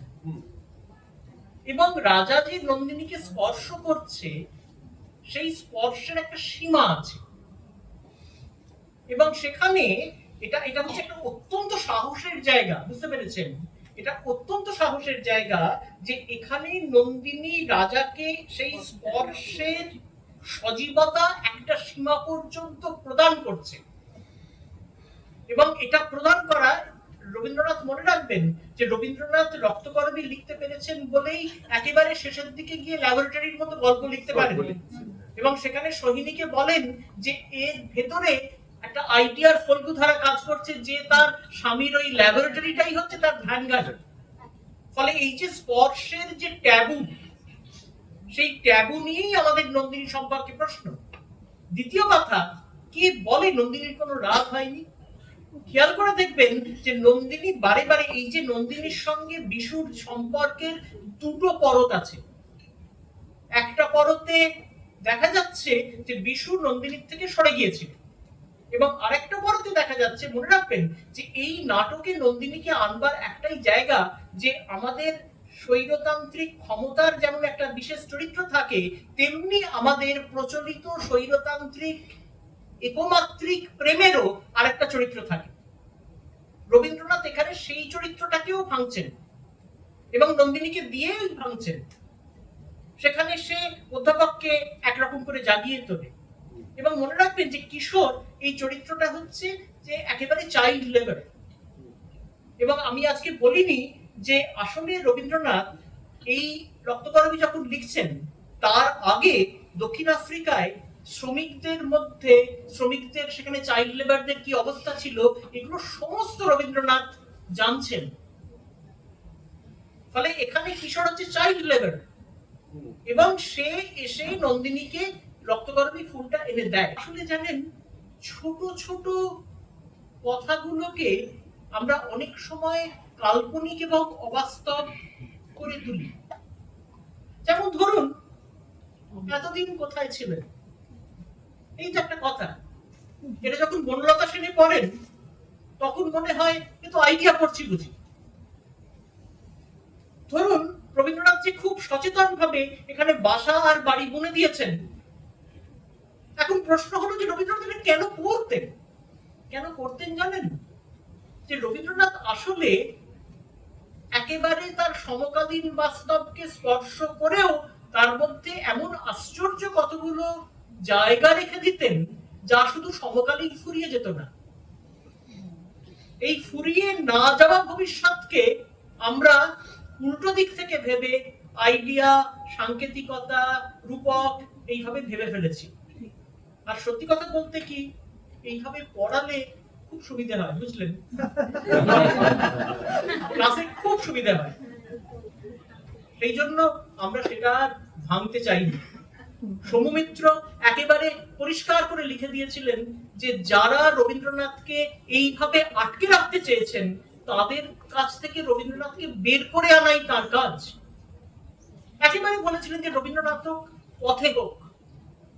এই একই ধারণা থেকে কিন্তু উৎপল দত্ত জপেনজা এই ভাবনায় পৌঁছে যাচ্ছে। তবে আমাদের রবীন্দ্রনাথ পড়া একটু অন্যরকম করে হোক না, এইটুকুই আমার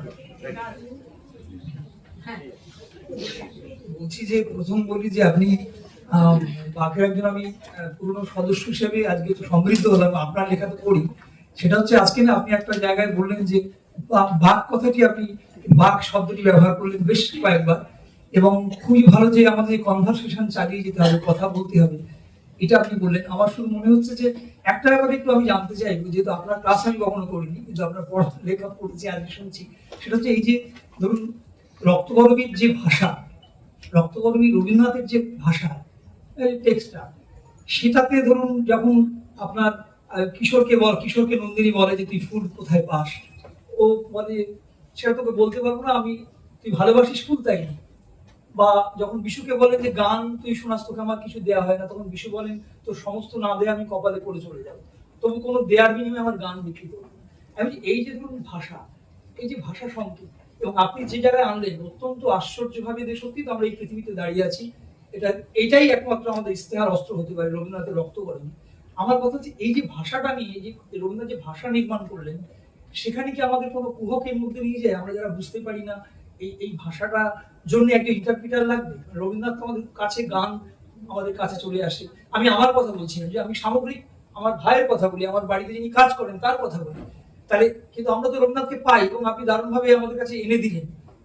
এই ভাষা নির্মাণটা এই নাটকে, সেটা নিয়ে যদি আপনি একটু আমাদের, আমি কি বোঝাতে পেরেছি প্রশ্ন? হ্যাঁ, একদম বোঝাতে পেরেছেন। আমি সেটাই বলছি যে সৌমিত্র প্রথম যেটা করেছিলেন, প্রথম এই চেষ্টাটা সৌমিত্র করলেন, সেটা হচ্ছে যে ধরুন আমরা যে কথাগুলো একেবারে সহজ সাধারণ কথা, সে কথাগুলো রবীন্দ্রনাথের কথা ভেবে এক ধরনের দেখা ভঙ্গিতে পরিবেশন করতে অভ্যস্ত ছিলাম। এটা রবীন্দ্রনাথের গান নিয়ে অনেক সময়ও হয়েছে। যেমন ধরুন যে যখন রবীন্দ্রনাথের গান অনেক সময় বিশেষ গায়কিতে গাওয়ার ফলে আমাদের থেকে সেই গানটা দূরে চলে যেত, রবীন্দ্রনাথ নিজেই এর বিরুদ্ধে দাঁড়িয়েছেন। ধরুন ধনঞ্জয় বৈরাগী যেভাবে রবীন্দ্রনাথের গান গাইছে, এই যে ভেঙে ভেঙে কথার মধ্যে গুঁজে দেওয়া গান। এখন এই যে রবীন্দ্রনাথ, আসলে আমাদের ভাষাটা তো একটা আশ্চর্য অস্ত্র। এমনকি যদি আপনি দেখেন যে খুব সাধারণ মানুষ যারা নিয়ত দোকানে বাজারে কাজ করছেন, তারা অনেক সময় এমন শব্দ বলেন, তার এমন বিস্তার আপনি কল্পনাও করতে পারবেন না। মনে রাখবেন যে যারা শ্রমিক, যারা খেটে খান, তাদের ভাষা বলতে আমরা কিন্তু এখন প্রতিনিয়ত যেভাবে খিস্তি খেউরকেই তাদের ভাষা বলে মনে করি, সম্পূর্ণ ভুল। তাহলে গোটা প্রাগাধুনিক পর্বের ভক্তি ধর্মের যে পদাবলী, যারা শ্রম করেছেন, বাউল যারা লিখেছেন, তারা কিন্তু তাদের শ্রমের জায়গা থেকে তাদের ভাষাকে সম্প্রসারিত করেছেন, রবীন্দ্রনাথও করেছেন। ফলে এটা আমাদের খেয়াল রাখতে হবে। আমরা সেটা খেয়াল রাখি না, তার ফলে আমরা রবীন্দ্রনাথ করতে গিয়ে ভুল করি।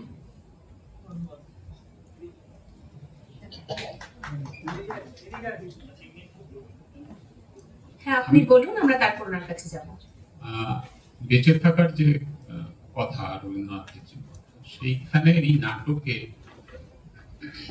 বিশুর যে ভাষাটা, বিশুর যে ভার্সানটা, সেইটা বেঁচে থাকার অনেক কথা যেন তার মুখে বসানো আছে, সেই বিষয়টা একটু যদি, এবং বিশুর যে যাতায়াত, সেটা একদম গ্রামেও হচ্ছে, আবার ওই শহরে, খনি শহরেও হচ্ছে, এবং একটা কমিউনিকেশন, একটা গ্রেটার কমিউনিকেশন, এবং তার মধ্যে যেন এই গল্পের যে বা নাটকের যে বার্তাটা বিশুর যে ডায়লগ গুলোর মধ্যে অনেক বেশি ছড়িয়ে আছে, সেই জায়গাটা যেন একটু গ্যাপ, একটু যদি বলেন সেই জায়গাটা। এখানে বিশু এমন একটা চরিত্র যে সবচেয়ে বিচিত্র অভিজ্ঞতার মধ্য দিয়ে গেছে। প্রথমত, সে তার ব্যক্তিগত জীবনে প্রণয়ে ব্যর্থ হয়ে আরেকটা জীবনকে তার অর্জিত জীবন হিসেবে প্রতিষ্ঠা করতে চেয়েছিল, এবং সেখানে দাঁড়িয়ে সে মুহূর্তের মধ্যে বুঝতে পারলো এই জীবনের মুখোশ সে নয়। ফলে সে চাকরি থেকে নিজেকে প্রত্যাখ্যান করে, চাকরি ছেড়ে দেয়। কিন্তু এই ব্যবস্থাপনা এমনই যে চাকরি ছাড়লেই সে এখান থেকে বেরোতে পারছে না। এই অবস্থায় সে অত্যন্ত আত্মগ্লানির মধ্যে ছিল। নন্দিনী তার জীবনে ফিরে এলো। যখন ফিরে এলো তখন কিন্তু বিশু আর নন্দিনীকে তার পূর্ববর্তী জীবনে যেভাবে একমাত্র বলে কামনা করত, সেখান থেকে সে সরে গেছে, তার অভিজ্ঞতাতেই সরে গেছে। এবং সেখানে আমি বলেছি নাটকে প্রেমের গল্পটা জুড়ে দেওয়ার একটা খুব অত্যন্ত প্রয়োজনীয় কারণ আছে। এইখানে দাঁড়িয়ে বিশু এবার নতুন করে নন্দিনীর কাছ থেকে আত্মবিশ্বাস ফিরে পায় এবং এক ধরনের বেরাদরি, এক ধরনের কমরেডশিপ, রাজনৈতিক অর্থে শব্দটা ব্যবহার করছি না, তাদের মধ্যে গড়ে ওঠে। এবং সেখানে তাদের এক ধরনের সখ্য তৈরি হয়, বন্ধুতা তৈরি হয়। এবং যে কারণে নন্দিনী একথাও বলে, রঞ্জন চাঁদের যে পিঠ, বিশু তার উল্টো পিঠ। ফলে এখানে মনে রাখবেন যে আমরা কিন্তু প্রতি মুহূর্তে চরিত্রগুলো ব্যক্তিগত অভিজ্ঞতার মধ্য দিয়ে গেছে, এবং বিশুর জীবনে এই অভিজ্ঞতা অত্যন্ত বিচিত্র।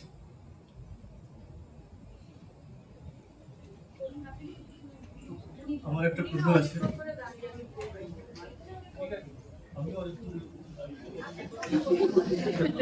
আমার একটা প্রশ্ন আছে, একদম যে আজকের বিষয় নিয়ে সম্পৃক্ত তার হয়তো না, একদম অসম্পৃক্ত তাও না।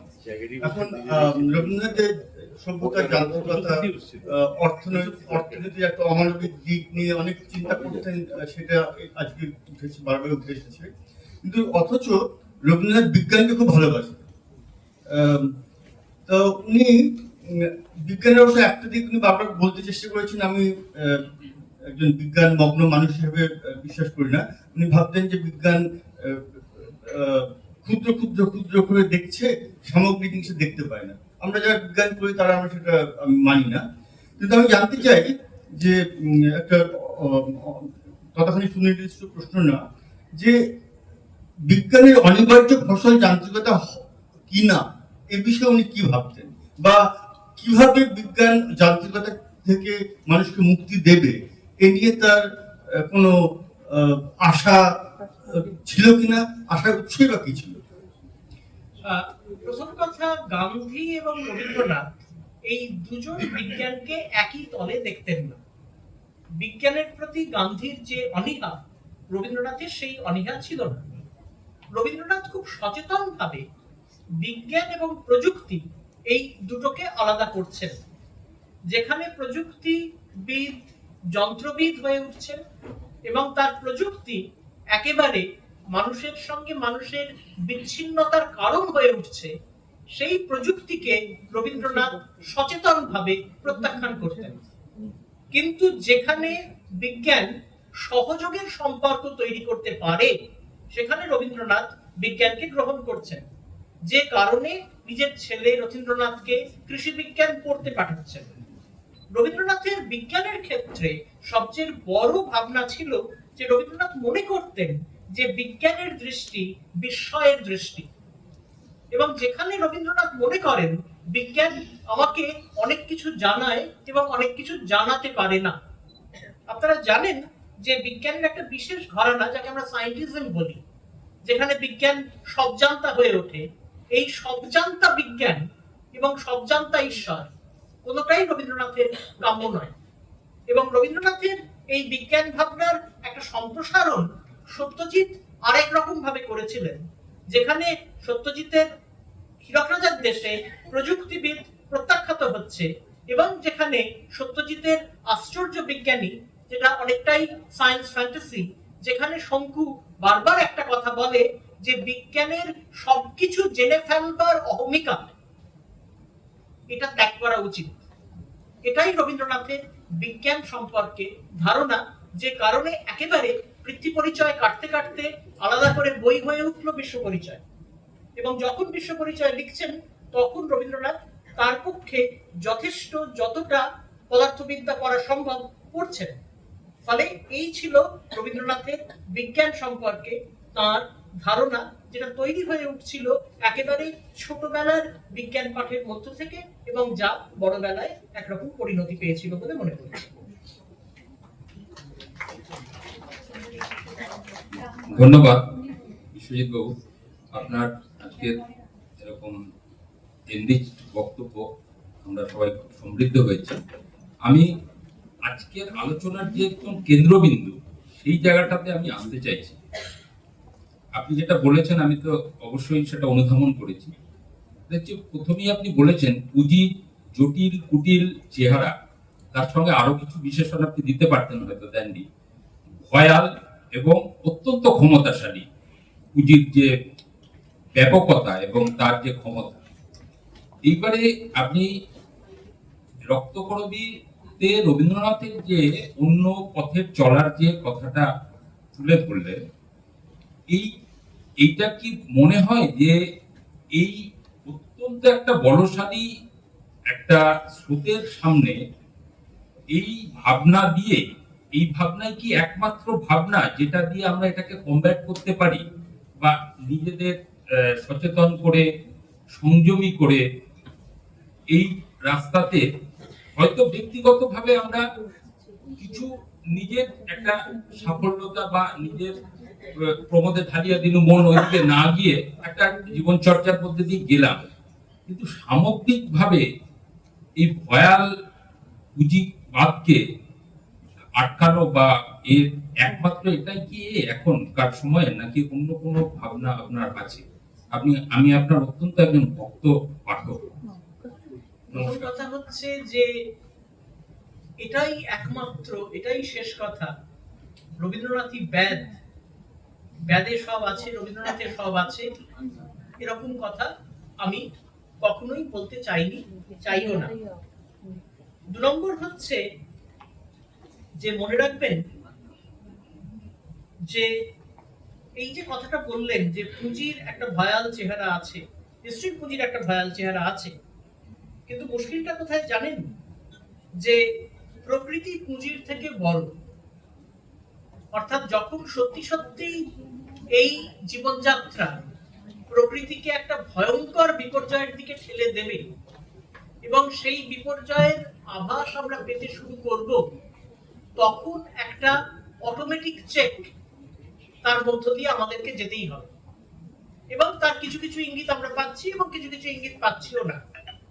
এর মাঝখানে দাঁড়িয়ে রবীন্দ্রনাথ যে কথাগুলো বলেন, গান্ধী একরকম করে বলেন, রবীন্দ্রনাথ একরকম করে বলেন, আরো কেউ কেউ পৃথিবীতে একরকম করে বলেন, তাদের প্রত্যেকেরই নিজস্ব কতগুলো প্রেক্ষিত আছে। সেগুলো যদি আমরা আমাদের মতো করে অল্প কয়েকজন হলেও মেনে চলি, তাহলে তার একটা অর্থ নিশ্চয়ই আছে। এবং এখানে আমি বলবো না যে আপনি এই মুহূর্তেই জিতে গেলেন। আমি আজকে আবারও বলেছি যে আমরা এখন এই মুহূর্তে ভেবে নিচ্ছি যে পুঁজি জিতে গেল, কিন্তু আমি তো জানি না 10 বছর বাদে কি হবে। ফলে লড়াইটা হচ্ছে, আমি আবারও বলছি যে রবীন্দ্রনাথের সবচেয়ে গুরুত্বপূর্ণ ধারণা হচ্ছে সময়ের ধারণা। রবীন্দ্রনাথ ওই যে কথাটা বলেন যে মানুষের আছে পথ, এককালে যেটাকে চূড়ান্ত বলে মনে হয়েছিল সেটাই হয়তো আরেকটা পর্বে ভেঙে বেরিয়ে আরেকটা অন্য উপায়ে চলে এলো। এইটাই একমাত্র উপায়, রাস্তাই একমাত্র রাস্তা। ফলে আমি তো কোনো সমাধান দিতে পারবো না, কিন্তু এটা একটা উপায় হতে পারে, এরকম আরো অনেক উপায়ও হতে পারে। এইটুকু আমাদের আজকের শেষ জিজ্ঞাসা। আপনাকে প্রথমেই ধন্যবাদ জানাই অসাধারণ বিশ্লেষণের জন্য।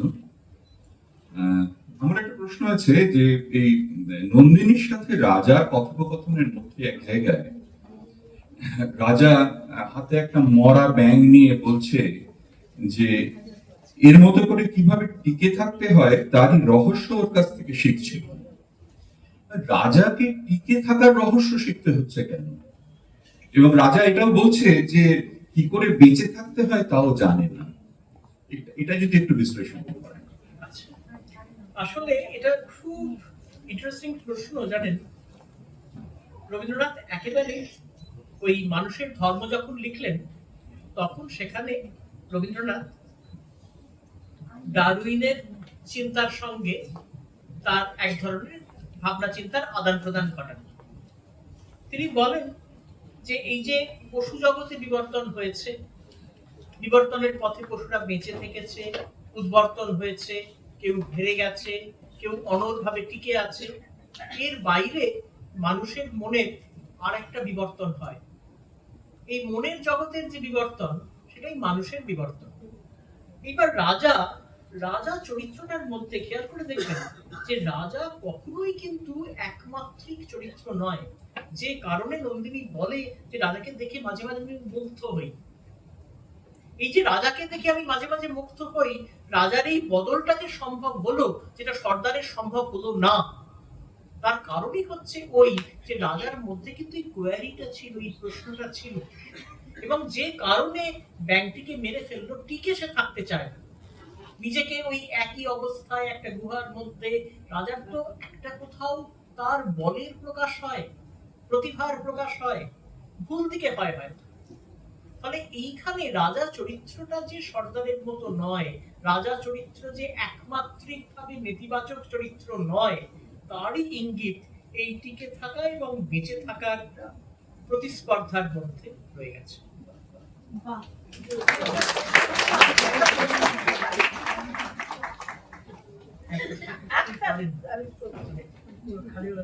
আমি খালি বলতেই বলছি, আপনি যখন আমার যেটা মনে হয় নন্দিনী এমন একটা মেয়ে যার কিন্তু প্রাণ প্রাচুর্য আছে এবং সবাইকে ইনফ্লুয়েন্স করতে পারে, মানে প্রভাবিত করতে পারে, সেইভাবেই সে চতুর্দিকে গিয়েছে। আপনি একটা কথা বললেন সে রাজার সেবা দাসী ছিল, আমার দিক থেকে মনে হচ্ছে আমি এটা বলিনি, বিবেকটাকে সে আমি যেটা বলেছি রক্তকরবীর নাটকেই আছে, সর্দার রঞ্জনকে খবর দিয়েছিল যে রাজা নন্দিনীকে তার সেবাদাসী করে রেখেছে।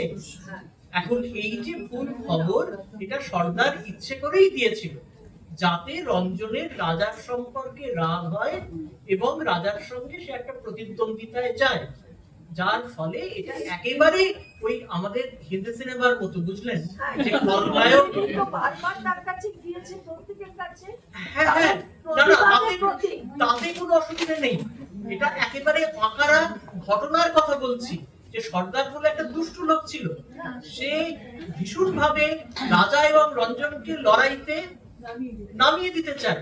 তার ফলে ওই আমাদের একেবারে হিন্দি সিনেমায় যেরকম হয় যে খলনায়ক নায়িকাকে ধরে রেখেছে সেবাদাসী, একেবারে নায়ক গিয়ে ঝাঁপিয়ে পড়লো, রঞ্জন ঠিক সেইভাবে রাজার সঙ্গে এনকাউন্টার করে, কিন্তু রাজা এখানে তো শক্তিশালী, আর রবীন্দ্রনাথ হিন্দি সিনেমার গল্প লিখছেন না, ফলে রঞ্জন মরে গেল, মরে যাওয়ার সঙ্গে সঙ্গে রাজার ভেতর থেকে বদল, একেবারে এই ঘটনা ঘটেছে, বুঝতে পেরেছেন? হ্যাঁ, আমি বলিনি, একেবারে ওখানেই আছে। তার বারবার যে নন্দিনী গিয়েছে, বারবার তার কাছে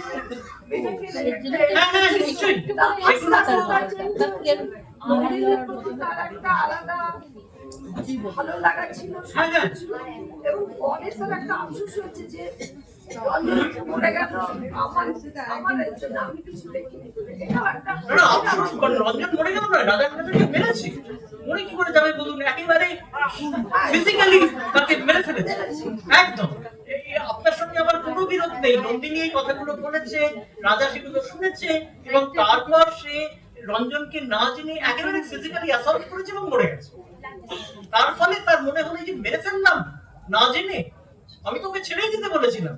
এই লোকগুলো তাহলে তো আমার কথা শোনে না, এইখান থেকে সে একেবারে ছিটকে বেরিয়ে এসেছে। আপনি প্রতীক শব্দটা একদম ভুলে যান,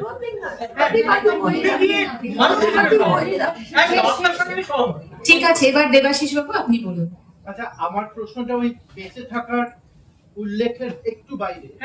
আচ্ছা, রাজা একটা কথা বলেছে, আমাকে বললে না, তাহলে কি রঞ্জন যদি নিজের পরিচয় দিত তাহলে কি রাজা এই যে বললে না কেন, রঞ্জন কি চাইনি দিতে? ইচ্ছাকৃত ভাবেই না দিল, এটা এক এটা নম্বর। হ্যাঁ, আর 2 নম্বর হচ্ছে মঞ্চে যখন নাটকটা হচ্ছে তখন মঞ্চের ওপরে একটা খুন আমরা দেখতে পাচ্ছি, কিন্তু যখন নাটকের দর্শক হিসেবে তারা দেখছে বিশু এবং কিশোরেরও তো একটা মানে অলক্ষ্যে খুনই হচ্ছে। এবং শম্ভু মিত্রকে যখন প্রত্যেকবার আমরা সমান্তরাল ভাবে আনছি, এবং শম্ভু মিত্রের নাটক আমরা কেউই দেখতে পাইনি অর্বাচীন বলে, আকাশবাণীতে যে ভার্সনটা আমরা শুনি তাতে যখন শেষটা হয়, যখন সুতৃপ্তি মিত্র একটা আর্তকণ্ঠে বলে যে সর্দার আমি আসছি, এবং একটা নারী কণ্ঠের আর্তনাদে নাটকটা শেষ হয়, তাহলে কি ধরে নেব নন্দিনীও খুন হলো? মানে 4টে খুন। আমি জানি না, জানেন তো আসলে যেটা হচ্ছে যে আমি এখন সবসময় বলি যে রবীন্দ্রনাথকে আমরা একটু ভেঙে দিই, শেক্সপিয়ারের মতো করেই রবীন্দ্রনাথকে আমরা একটু ভাঙতেই পারি। যেমন ধরুন আমাকে যদি রক্তকরবী কেউ করতে বলে, তাহলে আমি প্রথমেই রক্তকরবীর খসড়াগুলোকে ইনকর্পোরেট করবো, এবং সেখানে রবীন্দ্রনাথের খসড়ার মধ্যে এমন অনেক জায়গা আছে। ধরুন রক্তকরবীর প্রথম দৃশ্যই হতে পারতো, রক্তকরবী যদি একটা সিরিজ হয় তাহলে প্রথম দৃশ্যই হতে পারতো ধরুন একটা একদম অন্ধকার একটা শহর, যেখানে ওই দুজন কথোপকথন বলছে কোথায় যাবে, কুকুর তারা করতে পারে, সার্চলাইটের আলো পড়ছে, কাঁটা তারের বেড়া আছে, এবং সেখানে ওই একটা প্যানপটিকনের মতোই একটা আশ্চর্য দূরবীন আছে, এটা সব দেখতে পায়। ফলে এই যে বলছেন রবীন্দ্রনাথ আসলে না ঘটনা নিয়ে ভাবনা নিয়ে খেলতেন। প্রতিভাশালী মানুষ তো সেই সময় মনে রাখবেন ছবি আঁকতে শুরু করে দিয়েছেন ততদিনে, যদি পাশাপাশি রাখেন, এবং ছবিগুলোর মধ্যে অসম্ভব রঙের জোর, যে পেলবতা আমরা অনেক সময় পেয়েছি তার ধার ধারছেন না, ওখানে যে রঙের ব্যবহার পাচ্ছেন, ফলে অনেক কটা মিশিয়ে দেখতে পারেন। এবং শম্ভু মিত্রের রক্তকরবী, শম্ভু মিত্রের ভাষ্য একরকম করে নাটকটাকে টেনে বের করে আনতে চাইছেন, এবং রঞ্জন আত্মপরিচয় দিতে চায়নি। তার কারণ হচ্ছে রঞ্জনের কাছে তো যা খবর তাতে রাজা তার একেবারে প্রতিদ্বন্দ্বী। আমি রঞ্জন, এটা তো সে বলবেই না, কেনই বা বলবে? সে তো একেবারে লড়াই করতেই এসছে। ট্র্যাজেডি কোনটা? রক্তকরবী ক্যাটেগরিক্যালি নাটকে না না, একদম না। কারণ এই ট্র্যাজেডি বলতে গ্রিক ট্র্যাজেডির যে চরিত্র আমরা দেখি সেটা একেবারে রবীন্দ্রনাথ সেটাকে একেবারে ভেঙে দিয়েছেন, রবীন্দ্রনাথ সেটা একেবারে করতে চান। ঘটনা কোনো একজন চরিত্রে, কোনো একটি চরিত্রের চারিত্রিক কোনো একটা বৈশিষ্ট্য বা একটা ভুল কোনো একটা নাটককে শেষ করার দিকে নিয়ে যাচ্ছে, মানে শেষ করার দিকে নিয়ে যেতে বলতে চাইছে মানে অ্যাপ্রোচিং টু দ্য এন্ড। তো এক্ষেত্রে নন্দিনীর চরিত্র প্রবাহ, রঞ্জনের চরিত্র প্রবাহ, তাদের কিছু কিছু বৈশিষ্ট্য, সেটা কি নাটকটাকে শেষ করার দিকে যে এগিয়ে নিয়ে যাচ্ছে, ক্যাটেগরিক্যালি নাটকটাকে আমরা শ্রেণীগতভাবে কোথায় রাখতে পারি? কিছু বলবো না। তার কারণ হচ্ছে আমি একেবারে বলছি, আপনি ভুলে যাচ্ছেন যে রবীন্দ্রনাথ রঙ্গমঞ্চের মতো প্রবন্ধ লিখে ফেলেছেন, যেখানে বলেছেন যে আমাদের একটা অন্তর্মঞ্চ আছে, সেখানে যদি কোনো নাটক অভিনীত না হয় তাহলে সেটা অভিনেতার সমস্যা, নাটকের নয়। ফলে এই যে আইডিয়া অফ অন্তর্মঞ্চ রবীন্দ্রনাথ এনে দিয়েছেন, এবং বলেছেন যে পাশ্চাত্যে বাস্তব নাটক করতে যে পরিমাণ অর্থ ব্যয় করা হয় তাতে আমাদের দেশের এক একটা দুর্ভিক্ষ তার সমাধান হয়ে যেতে পারে। ফলে ওই পাশ্চাত্য স্টেজ ড্রামার ক্রাফট রবীন্দ্রনাথ একেবারে ভেঙে দিচ্ছেন। ফলে রক্তকরবী নানাভাবে আপনি করতে পারেন, ওখানে যেতেই হবে না, কারণ তার আগেই তো 1907-এর পর থেকে রবীন্দ্রনাথ নিজের মতো করে নাটকের একটা চেহারা, চরিত্র, ধারা তৈরি করার চেষ্টা করছেন। আমরা এখানে আমাদের প্রথম পর্ব শেষ করছি। আমাদের দ্বিতীয় পর্ব